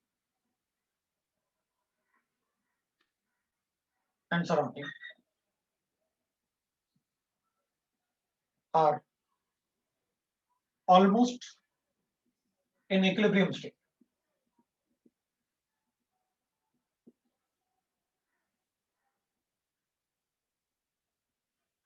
मतलब वो ऑलमोस्ट इतना स्लोली, अगर एक्सपेंशन भी हो रहा है तो इतना स्लो एक्सपेंशन हो रहा है कि ऑलमोस्ट इक्विलिब्रियम ही होगा। इसमें देयर इज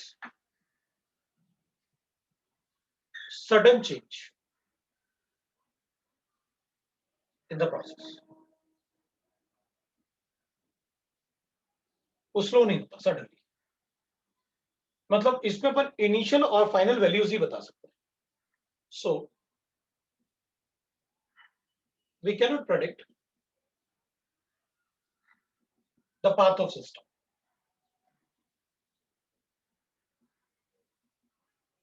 फॉर एक्सपेंशन और कंप्रेशन।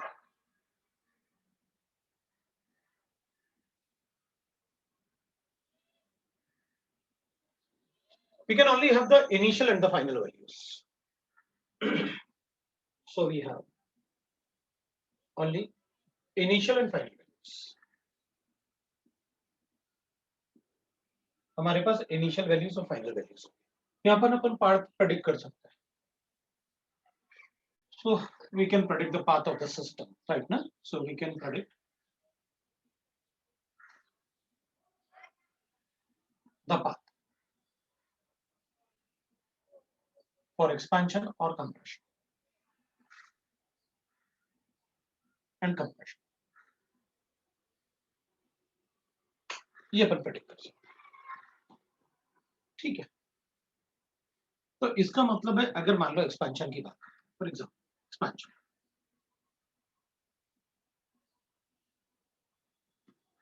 तो एक्सपेंशन में मेरे पास ऐसे गिवन है, एक गैस गिवन, उसका एक्सपेंशन यहाँ पर उसमें गैस गिवन है, ये एक्सटर्नल प्रेशर, प्रेशर एक्सटर्नल क्या है, मतलब इसमें गैस का प्रेशर जो है, ये एक्सटर्नल अपन को गैस गिवन है इसमें, तो अपन इसमें क्या करते हैं कि जैसे एक ऐसे ना, ये अपन ऐसे सैंड रख लेते हैं,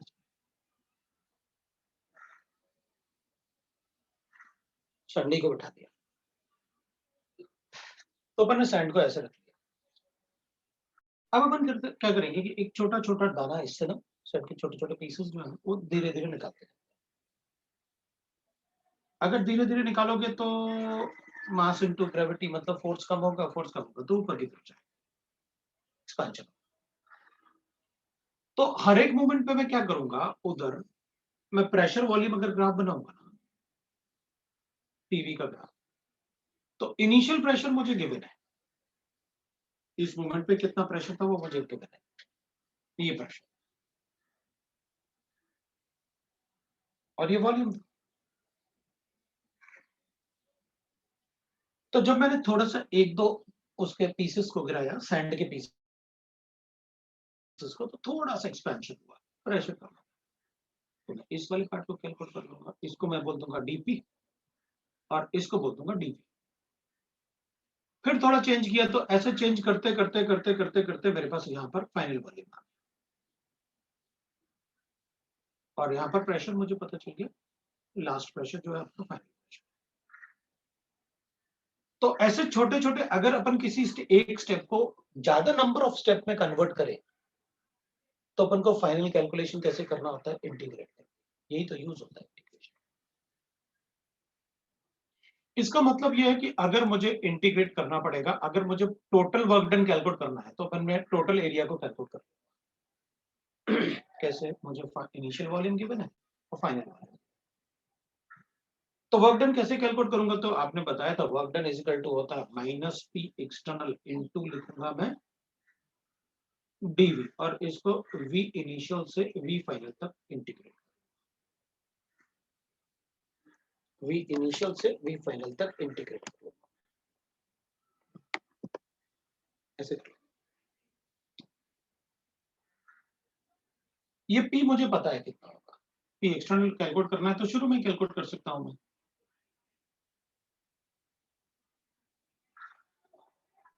वॉल्यूम बता दो कितना है, number of moles of gas बता दो, टेम्परेचर बता दो, पी एक्सटर्नल खुद ही कैलकुलेट कर लूंगा। तो फिर यहाँ पी एक्सटर्नल लिख ही दो ना, डीवी तो अपन को पता है, तो डीवी अपॉन वी इंटीग्रेट करना भी इजी हो जाएगा अपने लिए। तो मैं लिख लूंगा minus N R T, temperature constant ले रहेगा तो मैं लिख लूंगा पहले ना वी टू बाई वी, ये वी इनिशियल हो गया और वी फाइनल हो गया, ये वर्क डन इंटीग्रेट कर। लेकिन ये चीज अपन सडन एक्सपेंशन में नहीं कर पाएंगे।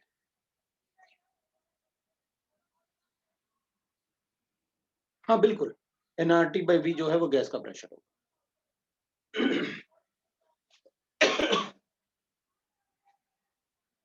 और अगर इधर होगा तो यहां सडन एक्सपेंशन, मुझे इनिशियल प्रेशर पता होगा, ये पी वन है, मुझे नहीं पता, और मुझे इनिशियल वॉल्यूम पता और मुझे फाइनल प्रेशर और फाइनल वॉल्यूम पता है, मुझे नहीं पता कैसे किस पाथ से वो बना। तो मैं ये छोटे छोटे पार्ट को कैलकुलेट नहीं कर पाऊंगा, तब तो मुझे यही कैलकुलेट करना पड़ेगा, this will be the work done, क्योंकि मुझे नहीं पता ना ये एक्सपेंशन सडन एक्सपेंशन हुआ तो इधर इस टाइप से आया, ये इस टाइप से आया, ये या इससे ऐसे क्या हुआ मुझे नहीं पता कौन सा प्रेशर। तो जो इरिवर्सिबल प्रोसेस है उसमें अपने पास सिर्फ फाइनल और इनिशियल स्टेज है, क्योंकि वो उसी को तो कहते हैं सडन एक्सपेंशन। तो फिर अपन वर्क डन यही बताएंगे उसके पास, इसमें ये टोटल वर्क डन था। तो सडन एक्सपेंशन में अपन कहेंगे work done will be equal to, मतलब अपने पास ऐसे हो गया भाई, जैसे इधर आपने बनाया ऐसा कुछ इधर लिख सकते हैं, बिल्कुल लिख सकते हैं अपन। ये था पिस्टन है, गैस है, इस पे ब्लॉक रखा हुआ था, इस ब्लॉक को उठा लो आप तो सडन एक्सपेंशन होगा। मतलब रिवर्सिबल प्रोसेस वो होते हैं जो धीरे धीरे धीरे एक्सपेंशन होंगे या धीरे धीरे धीरे कंप्रेशन होंगे, जिसको अपन कहेंगे एक तरीके से क्वासी स्टैटिक, मतलब सेमी स्टैटिक पोजीशन। एकदम स्टैटिक नहीं होगा, सेमी स्टैटिक, इसलिए मैंने ऑलमोस्ट वर्ड यूज किया था, क्वासी स्टैटिक या सेमी स्टैटिक कंडीशंस।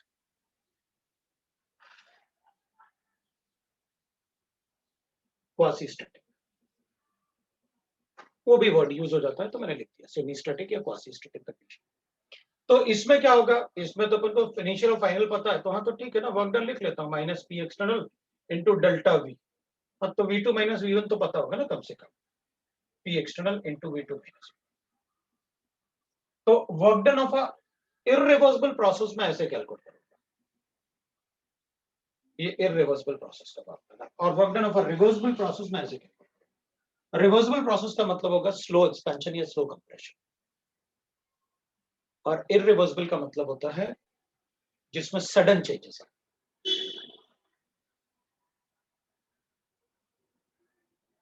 अब आप ये पार्ट रिवाइज करना, नेक्स्ट क्लास में मैं आपको डिफरेंट कंडीशंस में वर्क डन कैलकुलेट करना सिखाऊंगा कि कैसे अपन वर्क डन कैलकुलेट कर सकते हैं। थर्मो का एक्सरसाइज 1 का पार्ट 1 का सेक्शन ए और बी आप कर सकते हैं। सेक्शन ए और बी दोनों ही कर सकते हो आप, कोई प्रॉब्लम नहीं उसमें एक्सटेंसिव। ये सेक्शन ए कर लेना, उसमें एक्सटेंसिव और इंटेंसिव प्रॉपर्टीज ही है। तो अपन नेक्स्ट टाइम इसको पढ़ सकते हैं। आप अच्छे से एक बार रिवाइज करके आना सारा पार्ट, अगर कोई डाउट होगा तो पूछना। That is all.